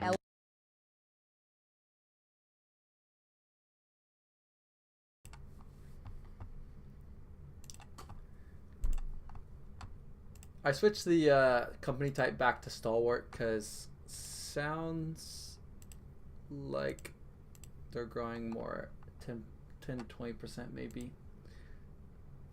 I mean, that can change. I kind of calculated the earnings per share. Let's see, trailing 12 months. I mean, that's 50% growth year over year from the last, it would have been comping against this quarter. So 49 to 29. There's a big jump up here. So quarterly, trailing. Yeah, it doesn't look like the quarterly earnings per share is like growing super fast. Like there's this one odd quarter. It would be interesting to listen to that quarter just to see. I mean, is there a spike up on the third quarter every year? Fourth quarter every year? It looks like it. It looks like probably the December, like Christmas season is better for them. Yeah. Okay. And this is an odd one. But yeah, okay.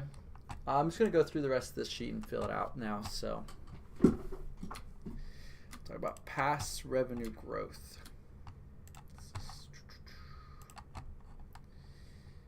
Consistent. That's super consistent revenue growth.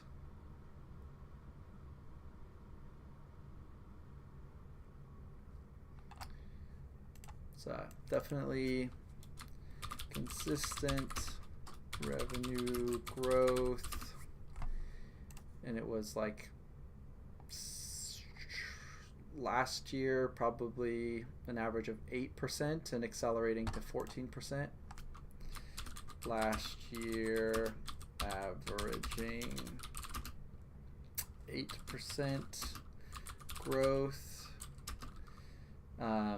Last 3 Qs accelerating to probably like 13% revenue growth.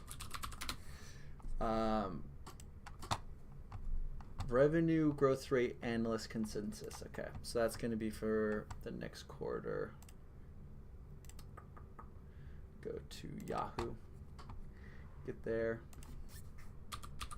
Analysts. See what the analysts are saying. Let's see. Analysis. So revenue growth. So they're expecting 10% for this year and 8% for next year in revenue growth. Okay. So revenue growth, double check, 10 and, well, that's more like 11 and 8. Okay, so 11% rev growth for 2025 and 8% for 2026. Free cash flow growth. Let's see.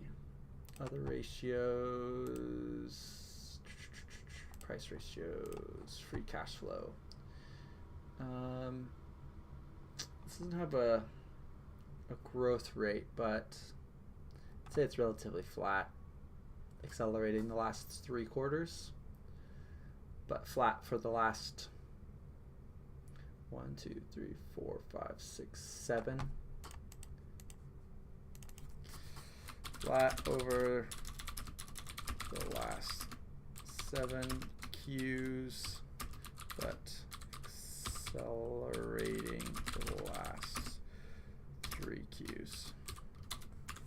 Okay, track record of execution. They almost always beat analyst expectations. So almost always beat analysts' expectations.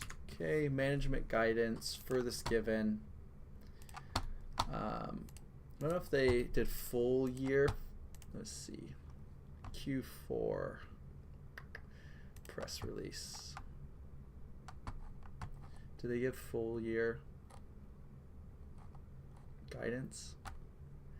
Or Q 2025 and full year 2025 guidance. Okay, so for year Yeah, here we go. You got it here. So revenue. Let's see. Okay. Revenue.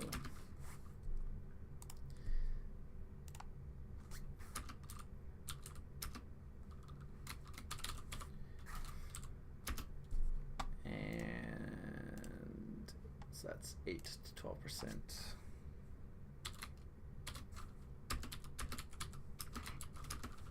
Year over year growth.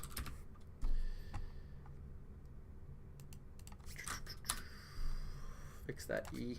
No one gets pissed off at the E. And then adjusted EBITDA. Holy crap. Yeah, that's insane growth in adjusted EBITDA. Oh, that's Q. Oh no, that's just the next quarter. This is for year. What was it for year 2024? Full year 2024 net cash adjusted EBITDA was 74 million compared to 59 million in 2023. So they're saying they're going to go from 74 million to 82 million. It's about 10 to 20 million growth. So yeah, I'd say they're growing earnings probably in the 10 to 20% range.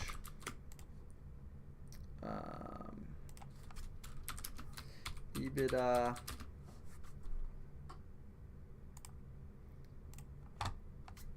for 2025. Let me grab a calculator.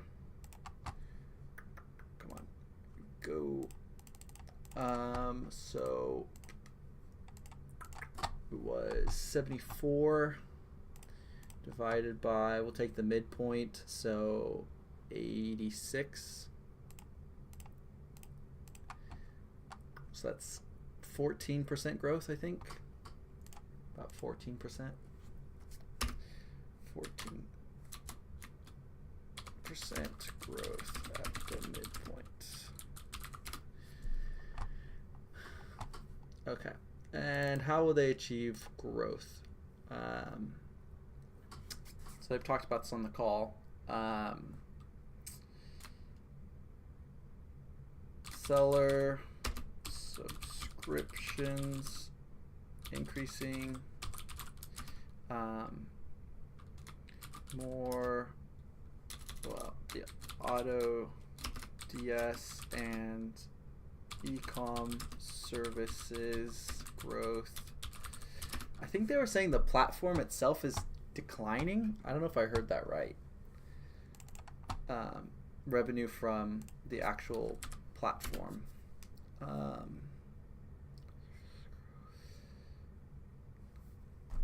New AI enhancement. Agentic AI hiring more through the platform. Okay. Market cap. This is, I think they're listed on the New York Stock Exchange. Double check. Yeah, New York Stock Exchange. So let's New York Stock Exchange, and we're looking for FVRR. Boom, perfect.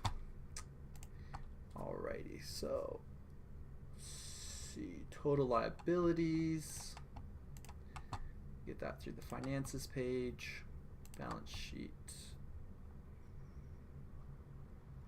This is a few, let's go to quarterly. Here we go. So total assets, this is in thousands, so this is 1.1 billion.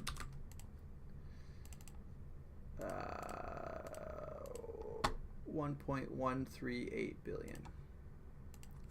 1.138 billion. This should be a currency format. Currency rounded. This would also be a currency rounded. Nice. That's the wrong one, though. That should go into here. Total assets. Yep. And liabilities. Total liabilities. 733 million. 733 million. Perfect. Okay. So, yeah. An enterprise value. I mean, the only thing you have to back out is there's 100 million of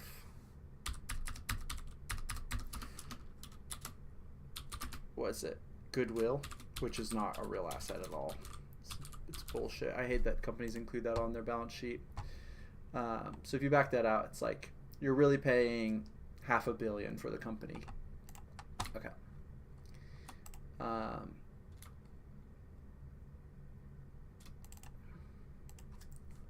Of which is goodwill.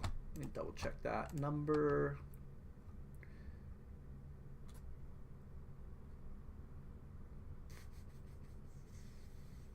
Might be easier to get it from quarter results.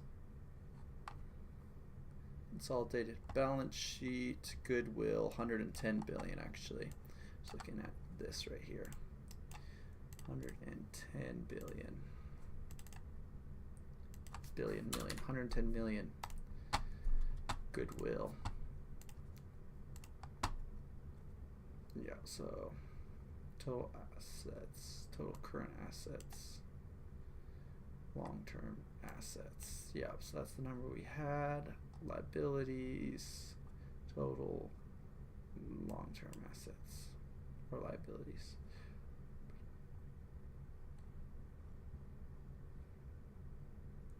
Shareholders' equity, 760. That should be about what we have here. It is not.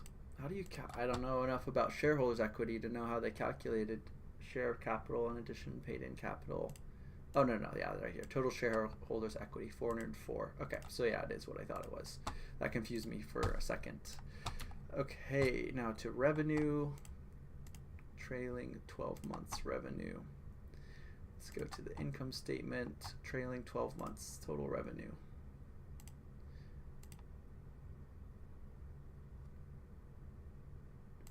Yeah, okay, so 419 million. 419 million, yeah. Turn that to currency rounded. Gross profit.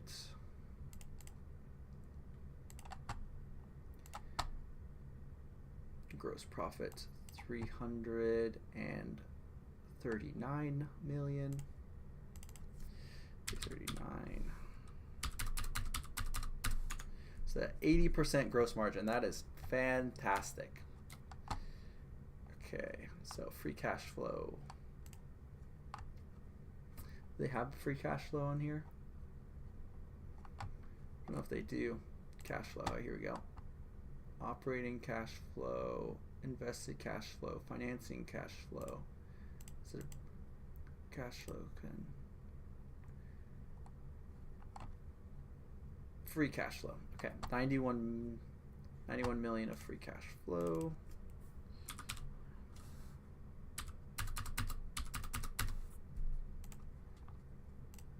Should also be, this whole thing should be currency rounded. Okay, earnings.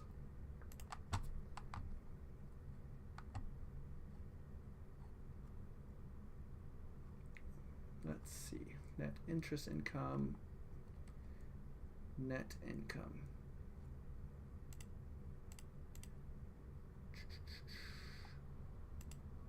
Net income, 18 million.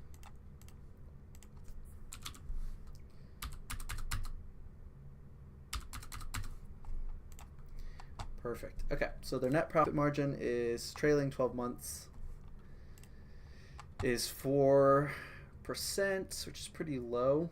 Hopefully they can get that up a lot higher. I mean, they're literally a software company. Should have pretty good net margins. So yeah, 45 PE, that's pretty accurate.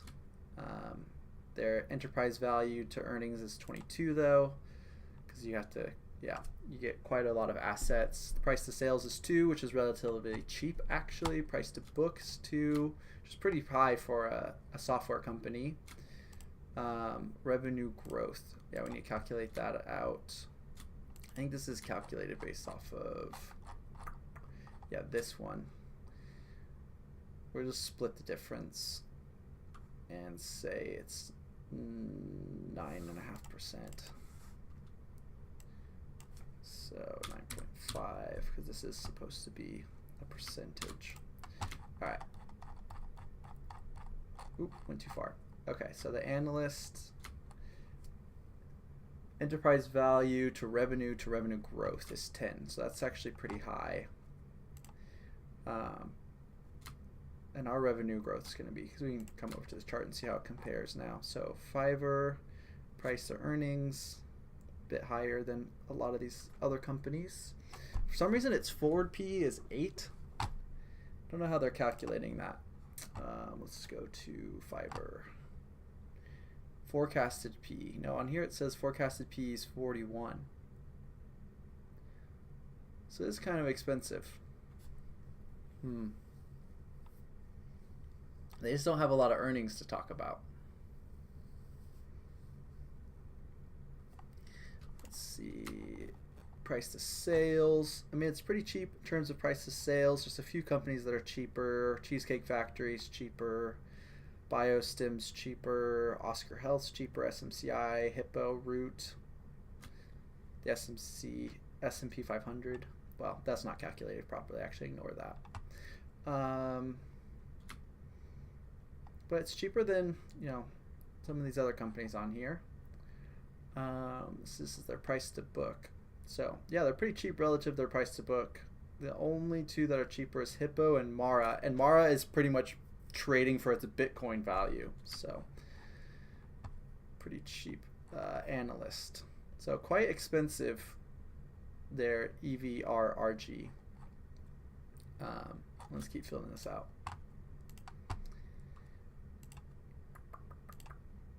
So we got to finish, yeah, revenue, short interest. Let's see if we can find short interest on current short interest on Fiverr.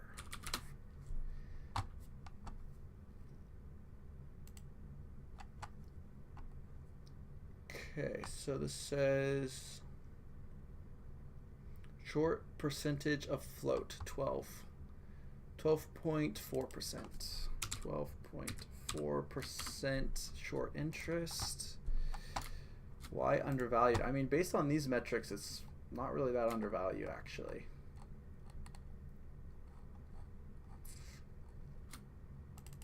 Okay, so yeah, we gotta go over here. This should be calculating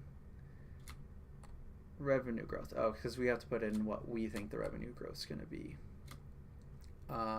This is 8/4, August 4th, 2025. Should actually just put that here as well. August 4th, 2025.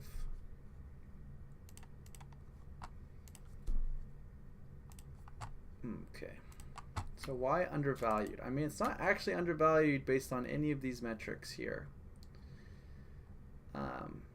So revenue, analyst thinks it's going to be around 9.5 to 10% over the next 12 months. Okay. They do tend to beat and come back to competitive analysis. So here we go. Over the next year, let's say it's 10%. So that's actually assuming a decline because they've recently been at 14%. So this might be a little bit conservative. Slightly higher than analysts.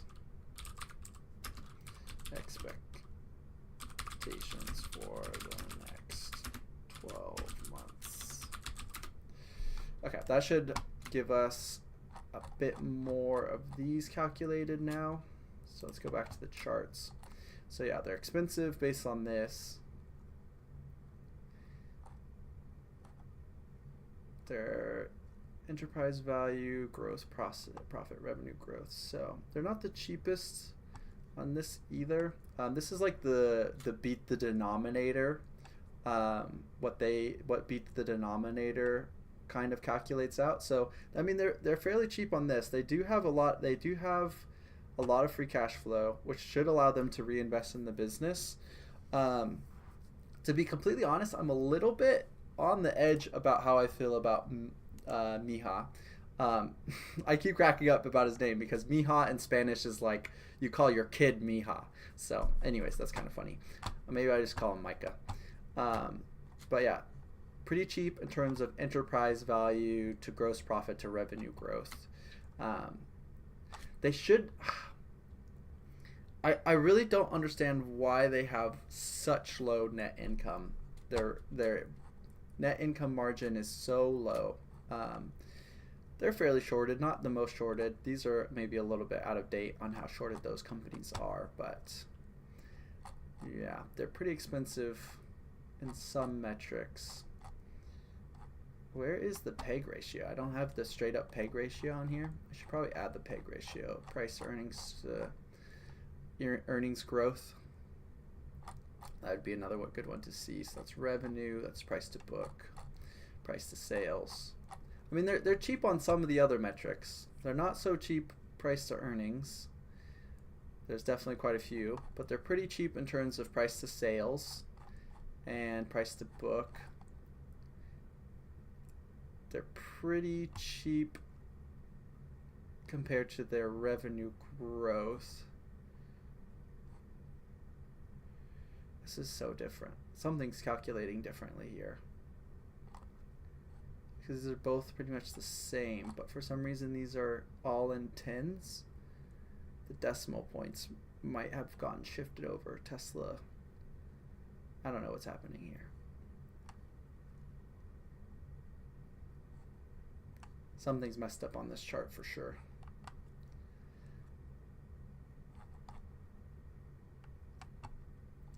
Something might be just messed up with the Tesla looks super expensive on this chart. I might need to look through some of this. Okay. Fiverr's not here yet because we don't have their... So we got the 1 year revenue and you need the 1 year profit margin. I'm going to assume it's about the same of what it is now, 4.3%. Same as current margin.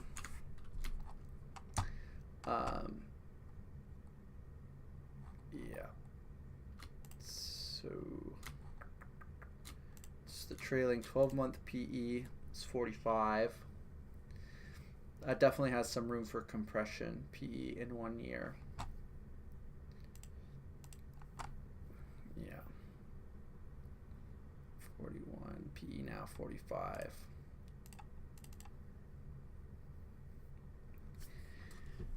Seems to be trading at a somewhat high multiple. They're not growing that fast. Really they should be growing, like selling for probably a 25 PE would be fair for them because they're really not growing that fast. So 25 PE, we'll see how that calculates out as. So yeah, it's actually saying they're overvalued right now. About 40% overvalued. And they're pretty expensive compared to their earnings.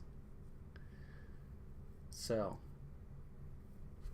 bit discouraging in that sense to see that. I mean, it's hard to calculate them out because you really don't know if they can sustain this 10%. Let's look back at the history on the revenue. I mean, can they increase margins? Like, literally, if they can just increase margins, that would be huge for them too. I mean, they're pretty consistently growing. They have had some difficult quarters. You only see like a little tiny bit of growth. but that's 1 quarter, and I would say over this, this is probably like the worst. These quarters here, or yeah, this quarter, and this quarter is probably the worst year period. It's not the same year, but I would say that average is probably like 5% revenue growth. But they have been slightly accelerating. I don't know how long they can keep this up for.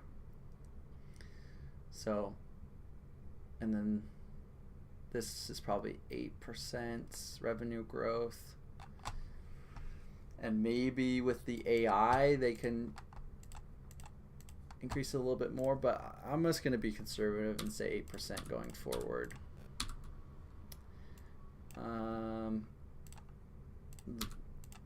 Bit of guesswork. Just throw this out all the way to year 20, I guess.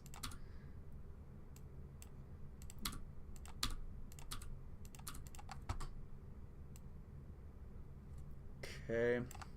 Come on, they gotta be able to increase their profit margin. They're literally like a software company. They sell a marketplace. So let's, I don't want to be too bullish. I would like to see their net margin go up to like 20%, but I don't know if they've really guided for that. Do they even think that's possible? Really don't know. I'll probably go over this with my brother, talk about it a bit more, what he thinks is maybe more realistic, but I mean, their profit margin hasn't really been increasing that much. Net margin, it's been staying flat and even decreasing. It's been decelerating, their net margin, over the last 3 quarters. So it peaked Q4, which will be their best because that's the Christmas quarter. It seems like they do get kind of a bump up in the 4th quarter. It's a particularly good quarter compared to most quarters. So yeah, I mean, it is improving. I mean, it's been improving. It flatlined here for a while. Their free cash flow, I do like to see their free cash flow continuing to go up. It's been accelerating the last 3 quarters, so that's good at least. Hopefully they're investing well. Definitely a little skeptical. Alright, we go back here. I think maybe a 5% is conservative. I mean, they could get this better. They could definitely get this profit margin better. I would love to see them get this profit margin better. 25 is probably too high for a company growing, but I really don't know. Let's say 25 across the board. All right, let's look at the returns on this. So in the 1 year, they're probably a little overvalued. They're probably at value in 5 years. Yeah, this looks terrible. So I mean, unless they start accelerating a bunch of these metrics, I'm not super, like, this is saying they're going to be outpaced by the S&P 500. So yeah, I mean, they're going to literally underperform the S&P 500 based on this, what I've just done. So unless I'm being too conservative on this revenue growth rate, like, they can actually, let's move this up to 14. So they'll probably get 14%. Yeah, maybe I'm too bearish on their long-term revenue growth. Let's see what that's done. It's not going to have done much. It's done nothing. Almost all the same numbers. Now, this is really interesting. They're going to really have to start performing way better for them to offer any kind of, like, if they can double their profit margin, like, now you're talking. Now you're talking about maybe being worth something, you know, worth investing in. But their profit margin has not been continuing to accelerate.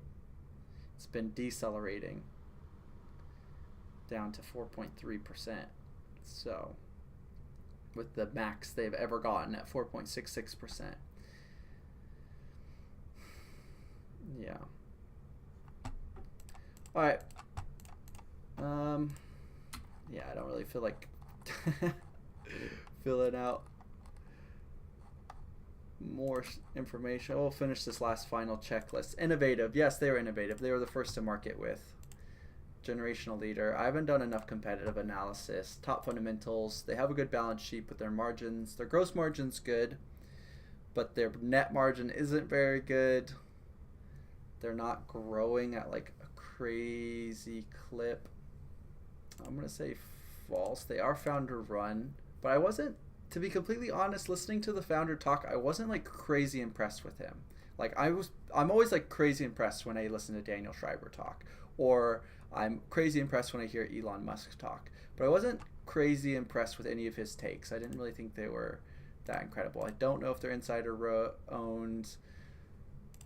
I'll say false on that. Undervalued. They're not really even undervalued. They got a 40 PE, and they're not even growing that fast. Coma test. Yeah.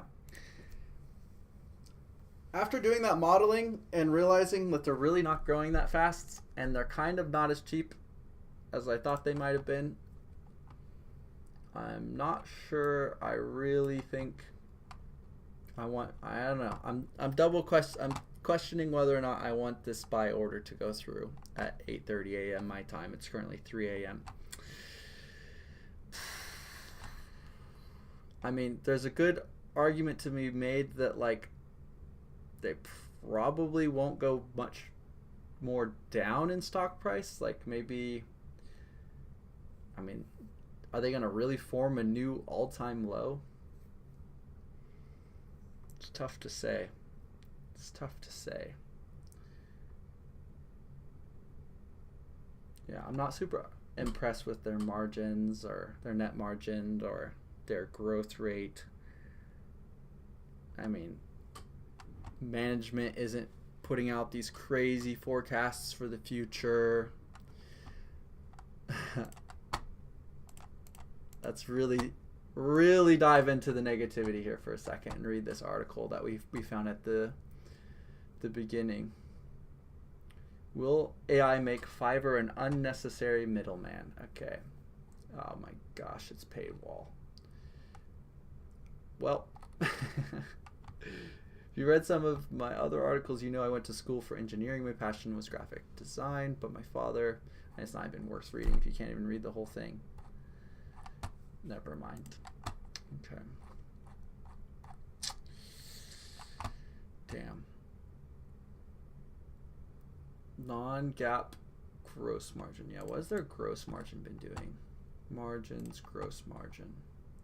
It's been trending down. So gross margin's decreasing. Net margin's decreasing. Revenue is barely increasing at 14%. But it's been accelerating. That's literally the only really bullish thing, is that their revenue is increasing at an accelerating rate. At least the last couple of quarters. I mean, they have a decent balance sheet, so they're not going to go bankrupt. So, I mean, there's not really that much risk unless you're super worried about AI taking away the whole gig economy, which I don't think is going to happen. I just don't know how much growth there really is for this company. And, like, it's really not that cheap. It's really not that cheap compared to their earnings. And their earnings hasn't been exploding or anything. Like, earnings has stayed flat the last, I mean, that's not showing the next 20 million. It's been 20 million the last 3 quarters. So, nothing really that interesting going.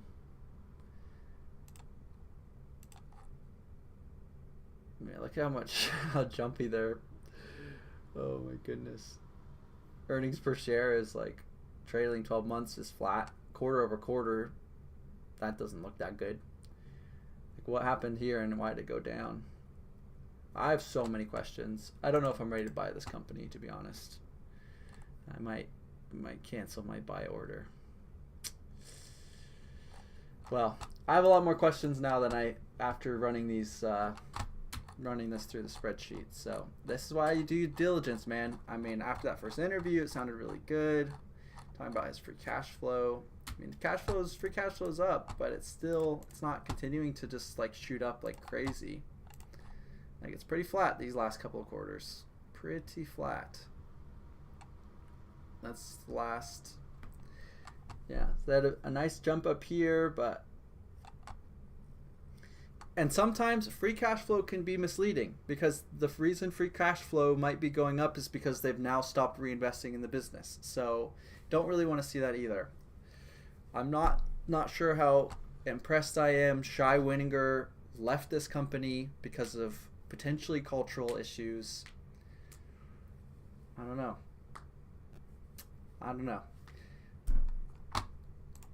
Yeah. When I think about this company versus like Iron, which I freaking love the management at Iron. I love what their metrics look like. Like, look at that. Holy shit. Now those are some killer metrics right there. Just flipping into profitability. Look at that. Increasing other ratios. Let's look at free cash flow. Free cash flow negative. Nice. Okay. Yeah. Price to sales. It's quite expensive at the moment too, actually. Man, it's so much easier to buy stuff when the market crashes. Like, everything just looks so good.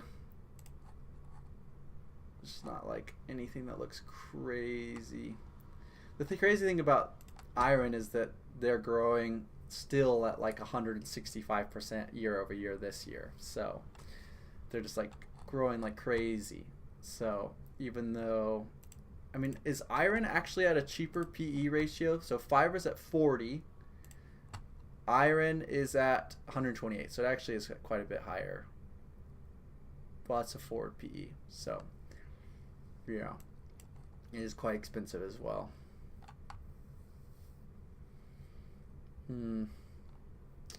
Man, everything's so expensive in the market right now. I just feel like there's like so few things that look like a crazy good, like, clear-cut buy right now. I don't know. All right, well, I'm going to conclude this stream there. I want to go talk to my brother about this because I'm not as convinced as I was at the start of the stream after hearing him talk about it. I have some concerns. Does not look like the returns are going to be that great, modeling out their revenue and their margins. Like, I mean, maybe they can double their margins. Like, doubling their margins would actually be pretty, like, if they can get to 10% or something, and even maybe 15% long term, which we're not really seeing in the trends. Like, now maybe it's a 2x in 5 years. Okay, so now you're finally, outpacing the S&P 500, but you still look at this Fiverr 10x and everything else is 20x's. I don't know, and that's assuming that something's going to happen that management isn't guiding for, the trends aren't pointing towards. So, all right. Well, thanks for watching, guys. I might be back on for another stream about Rocket Lab.